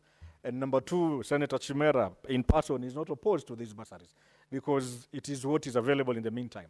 So I know you will be torn between pushing in funding to pay school fees, funding to buy. Mr. Speaker, I don't know, Senator Eddy seems to have a burning issue, but maybe I can finish. Senator Eddy, allow Senator Chimera to conclude on his reply. You will have your time. Thank you, Mr. Speaker. I just wanted to let the COG know that it is a balance. That when you receive funding from the Exchequer, it is a huge balance between how you put in those funds and how the citizens want the funds to be applied. It is wrong for certain leaders, Mr. Speaker, to try and purport that the Senate is against certain programs or individual senators are against certain programs. And you know, it is foolish, Mr. Speaker, for a leader to ever imagine that we would be against what they are doing in their respective counties, Mr. Speaker. We firmly understand we send money to the counties, and because the whole hallmark of government expenditure, especially matters county financing and expenditure, are premised on this public participation principle. If the people so decide that they want to set aside a certain allocation to run a certain program, be it road maintenance, be it healthcare, be it bursaries, we have no business as senators. I have no business as Raphael Chimera Mwinzagu, senator from Kwale County, to say I am opposed to that particular idea. I want to make it clear and let it go on record that I support what governors are doing. I support governors running bursary programs. I support governor running programs in agriculture, the FLOCA programs that you run, climate change and resilient projects that you run. We support them because the people of Kwale, the people of these many other counties have actually put their voice towards making sure these funds are expended in that particular manner. So for somebody to try and say we are against because there is a conversation, Mr. Speaker, on making sure that perhaps there is free education to everyone, I don't think it is right. And I also want to say, when this bill becomes law, do not feel strained that Senator Chimera and Senator Ojienda brought forth a law that then again strains your resources to be able to manage these academies. I am happy that Senator Sifuna has given that cure, that now there'll be a percentage, 1% from the shareable revenue that goes towards making sure that these monies are available for our county sporting activities. I know they would say, why are you burdening us with more duties, more roles, especially more financial burden? Because these academies must have a committee as proposed in section 38C on the management of the same counties, academies, Mr. Speaker, and that these committees will be drawing allowances, these academies would want maintenance, and of course it is a strain in terms of their budget. But then again, we are saying, let the young men and women of this country also be able to have an opportunity to showcase their sporting talent. I know we can always raise finances. We would be willing. And I know people like Senator Karen Nyamu here and Senator Gloria Uroba have very good networks towards making sure we attract donor funding, we attract donations and gifts, you know, and support in terms of financial support to these clubs in Nairobi County and Kisii County and other counties, Mr. Speaker. So I don't think why the conversation will largely be touching on how best do we finance our academies. Otherwise, I want to also take this opportunity, Mr. Speaker, to thank the government for really, you know, jumping over the gun and going a step ahead by implementing what we are proposing to be law. And I'm happy that for the first time in this great nation, there will be a legal framework that allows and governs how sporting activities are regulated, are run. I know Senator Eddy equally has an amendment again on matter sports as well, and I'm really looking forward towards contributing to your bill as well.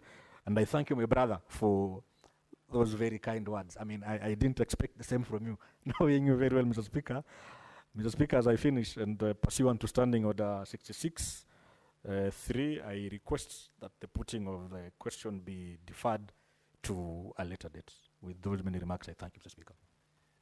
Senator Chimera, putting of the question on this particular bill is deferred to the next sitting of the House. Before we call out the next order, while you are replying, Senator Chimera, you made a comment to the effect that you came in with the mindset that you would be forced to reply to this particular bill. I'm sure it was not intentional to that extent because it's part of process. So nobody would have in any way forced you, the chair, nor any other person, but you have replied because it's part of the process of processing the legislation. Now, clerk, let's call the next order.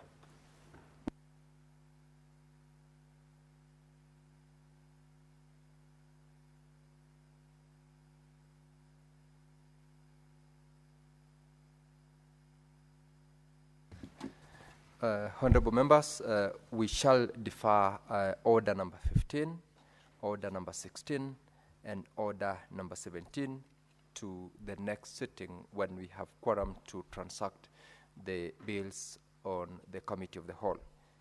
Call order number 16, clerk. Order number 18, the Creative Economy Support Bill, Senate Bills number 30 of 2024, second reading. I call upon Senator Eddy to move this particular bill.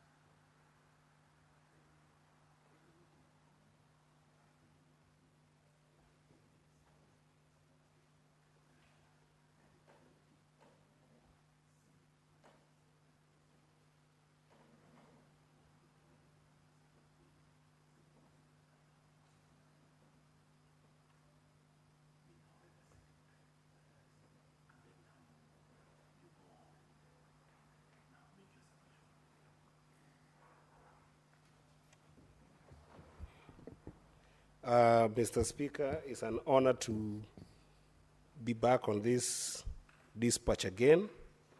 And through your honor, Mr. Speaker, I beg to move that the Creative Economy Bill, the Creative Economy Support Bill, Senate Bills number 30 of 2024, be now read a second time. Mr. Speaker, it's a very big honor to move this bill because the creative economy is an economy that has been very elusive to our country. It's one of the economies that is greatly misunderstood and yet has got the biggest opportunities for our youth as far as I am concerned, Mr. Speaker. Indeed, the needs of the persons in the creative economy have traditionally been taken aback in terms of priorities of the state. If you think about it, just in terms of even the structure of the state support that has been there. Just to begin with, Mr. Speaker, the creative economy is housed in the Ministry of Sports and Culture, when we know that the creative economy actually is a serious case for business. If you think about all the clusters that constitute the creative economy, be it music, be it the creative arts, be it publishing books, be it the performed arts. Mr. Speaker, the list goes on and on. But we have seen that there is an increasing, just misguided priority by the state, just by the start of how the state understands the creative. Therefore, this is a bill, Mr. Speaker, that seeks to have us think about the creative economy as a place to leverage not just the human creativity that makes it a question for culture or a question for entertainment or a question for decorative elements or facets in different economies that we have in the country, but a place for innovation and a place for ideation that can actually be able to contribute to economic development. What I'm talking about here, Mr. Speaker, is there a possibility of the creative economy bringing us a proper, viable case for investment? Is there commercial viability in the broader aspect and the narrower aspect of the creative economy? This is what this bill seeks to create understanding of for us people in government and allowing the creative economy to grow into an industrial sector that it should be and that is amorphously currently. And this bill, Mr. Speaker, is essentially rethinking the idea of policy, because what is lacking in the creative economy, Mr. Speaker, is what I would call industrial policy, whereby creative themselves don't influence or don't inform the action and inaction of our governments in this country, be it the county government or the national government. Therefore, the citizens working in the creative economy, despite the fact that they contribute to the gross domestic product by creating employment opportunities, both short-term and long-term, in fact, even sometimes mid-term, because we have seen a number of places where the young people are running gigs here and there, or they are encapsulated in music, they are in the arts, and all these other places. Despite all that contribution, Mr. Speaker, they are still exposed to the vagaries of inadequate public policy. Mr. Speaker, they pay taxes as a result of the activities in the creative economy that they are involved in. Mr. Speaker, they contribute to our GDP in a variety of ways, but there's no investment in proper support that ensures that creative economy can grow. And Mr. Speaker, some of these things happen by the fact that the government is sometimes misinformed on what creative economy actually entails. This bill will seek to define that, what we think is creative economy. And that definition, therefore, will inform the proper housing of this creative economy. And Mr. Speaker, as you know, currently, as I said, the creative economy is housed under the Ministry of Sports, and culture, because people in the creative are not seen as the traditional areas of professionalism. They're not seen as the doctors, or you would see the organizations around what I would call lawyers, or the traditional industries where finance people are, medics are, engineers are, they are seen as sometimes by culture, people who might have failed in life, so that the creative economy has been left as an economy of the last resort. If you have failed in these other cultures, other cultural opportunities, or other traditional industries, if you fail to be a doctor, or you fail to be a lawyer, like my good friend Senator Chimera, who is a very good lawyer, I got to realize when I went to Diani, runs a very good law firm. If you fail, if you fail to be a lawyer, or you fail to be an engineer, then automatically you are seen as to just go into the creative industry. I'm imagining a conversation between young people like what Senator Oruba was talking about, our son who is 17-year-old, and then you tell your mom or your dad that, hey, mom, I want to go to become a musician. That can be a very traumatizing conversation between your mom and the son. Or, hey, mom, or hey, dad, I want to go and become a comedian, and I want to leave school to become a comedian. It will be a very big problem, a very big conversation. There's one comedian that I've followed for a while from South Africa called Trevor Noah. He actually had this kind of conversation with his parents, and they were very concerned I was going to be a clown, right? But if you look at the opportunity that's in that creative industry, it's humongous for young people. We must structure it right. And what this bill wants, for the first time, is to take it from the Ministry of Sports and put it in the Ministry of Trade and bring about the investment culture in it. Senator Eddy, you will have to stop from there. When the House resumes, you will have 53 minutes to continue moving your bill. Now, Honorable Senators, it's now 6:30 p.m.